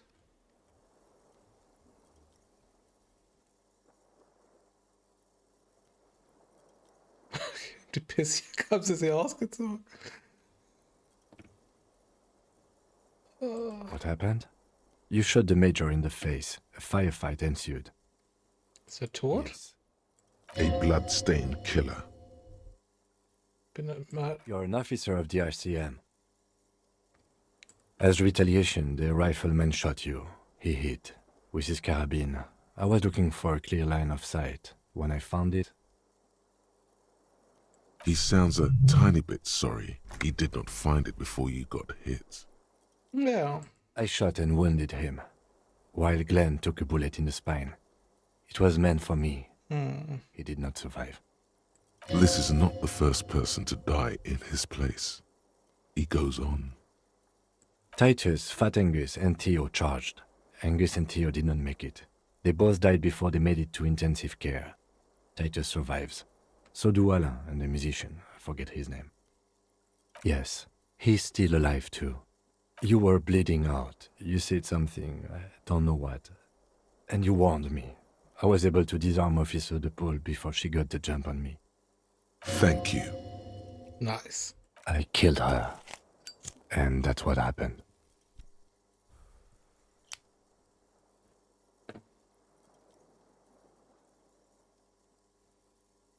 Ich dachte, sie rauchen nur einen am Tag. This is the one. Also haben sie auch getötet. He nods. Sind alle tot, alle 3 Sicherheitskräfte? De Paul was the last to die. Everard had their bodies returned to Crenel for a funeral. The company is yet to retaliate. Warum nicht? Because we deterred them? Or Joyce did? Maybe the harbor in full lockdown is too costly a target. Or maybe they are simply taking their time and will attack soon. I don't know. Wie viele Verluste hat es in den Reihen der Gewerkschaft gegeben? 5. Glenn, Theo, Shanky, and Angus. The fat one. He took a lot of bullets. Wow.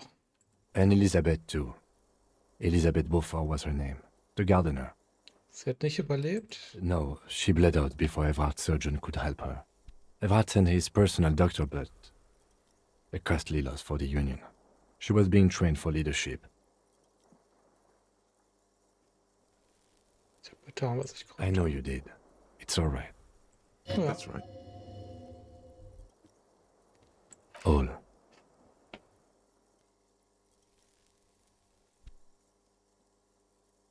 Absolutes Desaster. Yes, officer. 6 people are dead. It's not a success. +1. Ruby. But what's done is done. The violence is cordoned off. The mercenary tribunal is neutralized. The worst scenario has not materialized yet. And we are still alive. Both of us. He did not expect you both to survive once you stepped between those 2 armies. Ja, also wenn man es natürlich so sieht, ich hätte echt gedacht, dass sie wirklich alle umbringen. Aber ich frage mich, ob es eine friedliche Lösung gibt. Wahrscheinlich gibt es eine friedliche Lösung. Mr. Gard cleaned it. It took him an entire day. Wie lange war ich weg? 2 days, in and out. You've been up enough to take Dramamine and curse. And drink water. Bisher haben sie sie ausgezogen. Yes. The joke wasn't funny anymore. I took it off. Ja. Was haben sie gesagt? Sunrise? Sunrise Parabellum. Sunrise, prepare for war. It's an old revolutionary saying. Und eine Waffe, das ist auf ihr eingraviert. It served you well. Und ist heute Krieg? The gates of the harbor are boarded up. The streets are a little more empty. Apocalyptic violence is yet to erupt, I am relieved to say. I think we may have held it off, for now. Barely. Yes, we have also completely failed, but that's okay. It's not ouch time yet. You just got the Dramamine pill an hour ago. Okay. Then it's not that bad. Neither surgical nor organ damage bad, but still under the counter bad. Wie schlimm bin ich verletzt? Bad, officer. You've suffered 2 wounds. The first is below your shoulder. The bullet passed through your shoulder blade, luckily missing your lung and heart. Und dann sind wir jetzt wieder im Einsatz. The second shot hit you in the thigh, the left quadriceps. No major arteries were nicked, but the bullet had to be removed. Bacterial infection was treated with mercurochrome. We will see. Wird von meinem Revier hier, um mich zu besuchen? No. A man and a woman sit in the front seat of an armored motor carriage. The woman is driving. The man lights a cigarette. Jean Vicmer is his name. The asphalt vanishes under the wheels of the machine. Ahead, back to that shithole, he says. Das waren die beiden, die unten saßen, ne? Bin denen völlig I called egal. your station after the fight. The injury was logged in. They told me they've sent officers to join you on the site. Merkwürdig, sie haben auch niemanden gesehen, oder? I'm sure they are worried about you. Wer hat mich behandelt? I did. Danke. No need. Sind Sie verletzt? I have a concussion from that woman beating me with the butt of her gun. I tried to not move too much. Ja, okay. Things would be worse if you didn't warn me. Thank you. I did not see her coming. Stupid of me. Okay, dann stehen wir mal auf.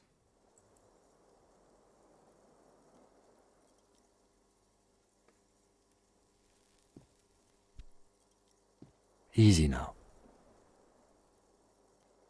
Mit den Augen verschwimmt der Lieutenant wieder zu einem Doppelbild. Ein orangener Farbfleck des How are you?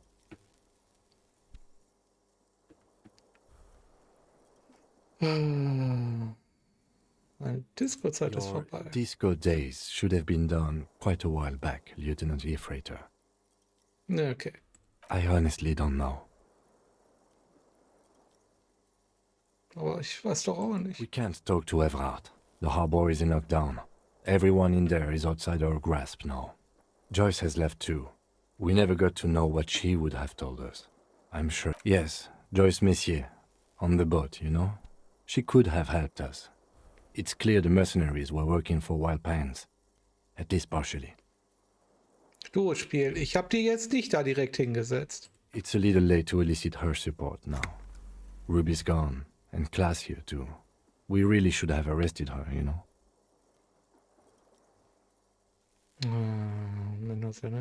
Guard confirmed she left 20 minutes prior to the tribunal showing up. Was dann? Wer hat den Gehängten auf dem I don't Gewissen? know.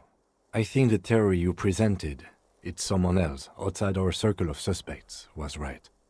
It better be. Everyone within the circle is either dead or gone. Honestly, I think our investigation has not produced a single credible suspect. Fluchten Maidlöckchen Kim Diplom. What?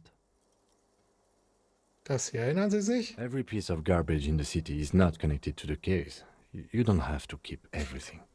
Mann, jetzt sei nicht witzig, jetzt ist ernst. He's wrong. Okay. Was ist mit dem Loch? Jemand hat ein Auge auf sie I don't know. geworfen. That's been there for years. Die Fußspuren. God cursed the footprints, not solving the case for us. Au diable. We should go upstairs, rethink the ballistics in situ. I agree with this. What else? Überall sind diese alten Bunker und Waffenverstecke aus der Revolution. We could find thousands more if we wanted. All of Revachol is full of them. But they seemed so mysterious. Und einfach nicht glauben, dass sie alle so scheiß nutzlos sind. No need to be melodramatic. Doch. Das Wunder ist noch nicht geschehen, es ist noch nicht vorbei. He does not know what to reply. Looks out of the window, then back at you. He arches his brow.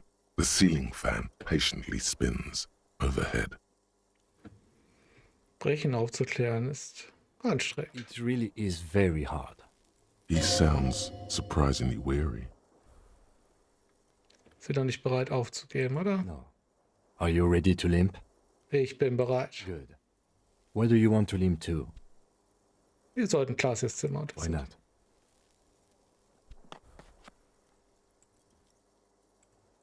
Another look at the window, perhaps? The one he was shot through. I don't know. I can't think of anything better. Okay, erstmal wird gespeichert. Wir haben ja tatsächlich noch einen Speicherstand vor dem Massaker. Wir können bis zum nächsten Mal drüber nachdenken, ob wir irgendwas anders nochmal probieren wollen. Okay, aber ich sage, wir machen für heute Schluss nach dieser dramatischen Szene. Ja.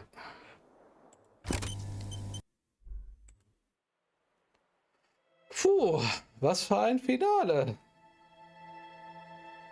Ich weiß gar nicht so recht, was ich dazu sagen soll, aber es war erstmal eine super Szene. Also das war eine richtig, richtig intensive Szene.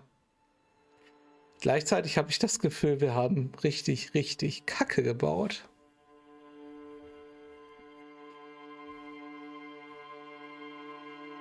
Die Frage ist, wo haben wir richtig Kacke gebaut? Also ja, es gibt so Einzelentscheidungen. Klar, wir hätten jetzt Klaas hier verhaften können oder was auch immer. Aber ich habe irgendwie das Gefühl, wir haben irgendwas richtig, richtig falsch gemacht, wofür wir hiermit bestraft wurden. Vielleicht ist es ja auch nicht so, aber ich habe irgendwie das Gefühl. Das war jetzt so richtig, so eine richtige Shitshow. Ich würde sagen, wir lassen das Ganze mal bis zum nächsten Mal sacken. Vielleicht recherchiere ich auch noch mal, ob man wirklich vielleicht viel hätte ändern können. Und dann gucken wir noch mal, ob wir das so stehen lassen oder nicht. Ich habe ein bisschen schlechtes Gewissen den ganzen Hardy Boys gegenüber. Ich meine, es waren Arschlöcher. Aber halt so... Es waren halt uns gegenüber Arschlöcher. Nicht irgendwie... Ja. Gemeingefährliche Arschlöcher. Dass die jetzt einfach so umgeballert wurden. Ah. Gut. Alles klar. Ich schau mal, ob ich noch jemanden zum Raiden finde.